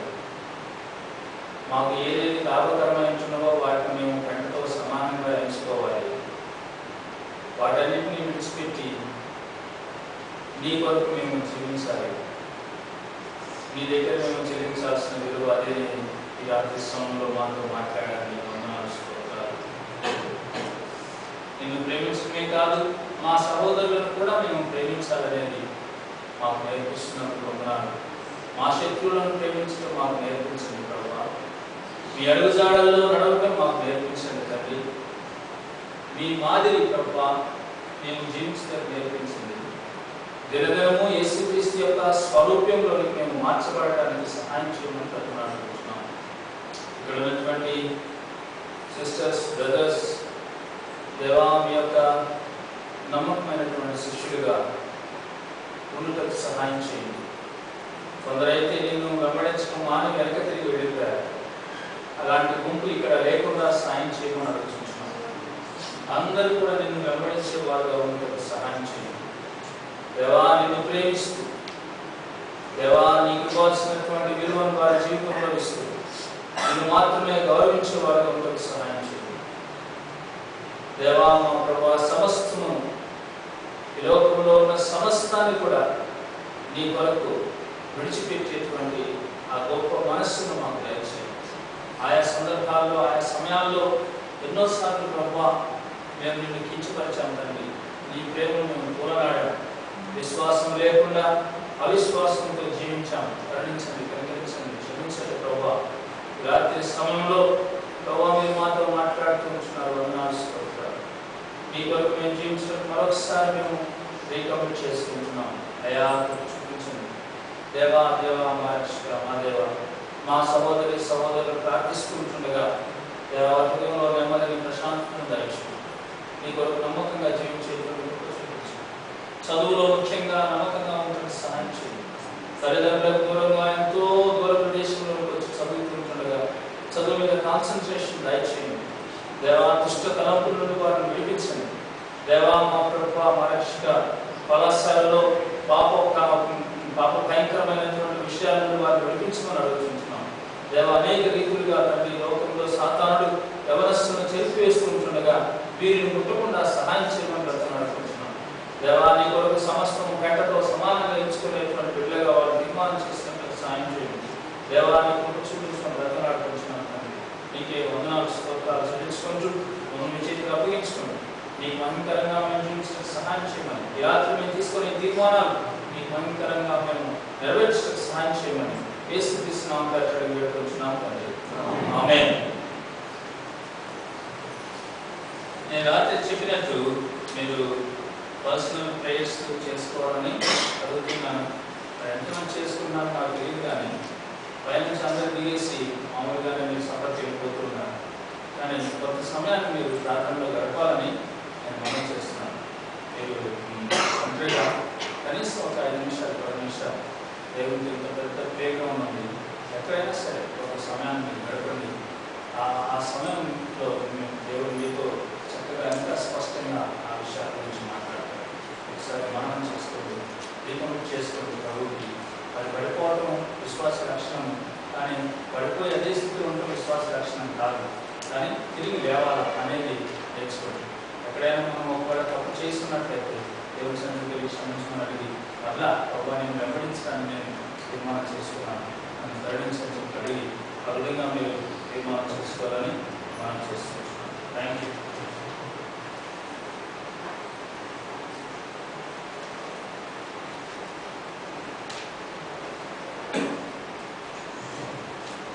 ఇంతవరకు చక్కని మాటలు చెప్పిన ఆమెకు ఇంకా మనకు అందించిన యొక్క దేవుడికి వందనాలు తెలియజేసి ఇప్పుడు మన సభలోకి దయచేసారు వెళ్ళేసి తాము పేరులో కలుసుకుంటాం.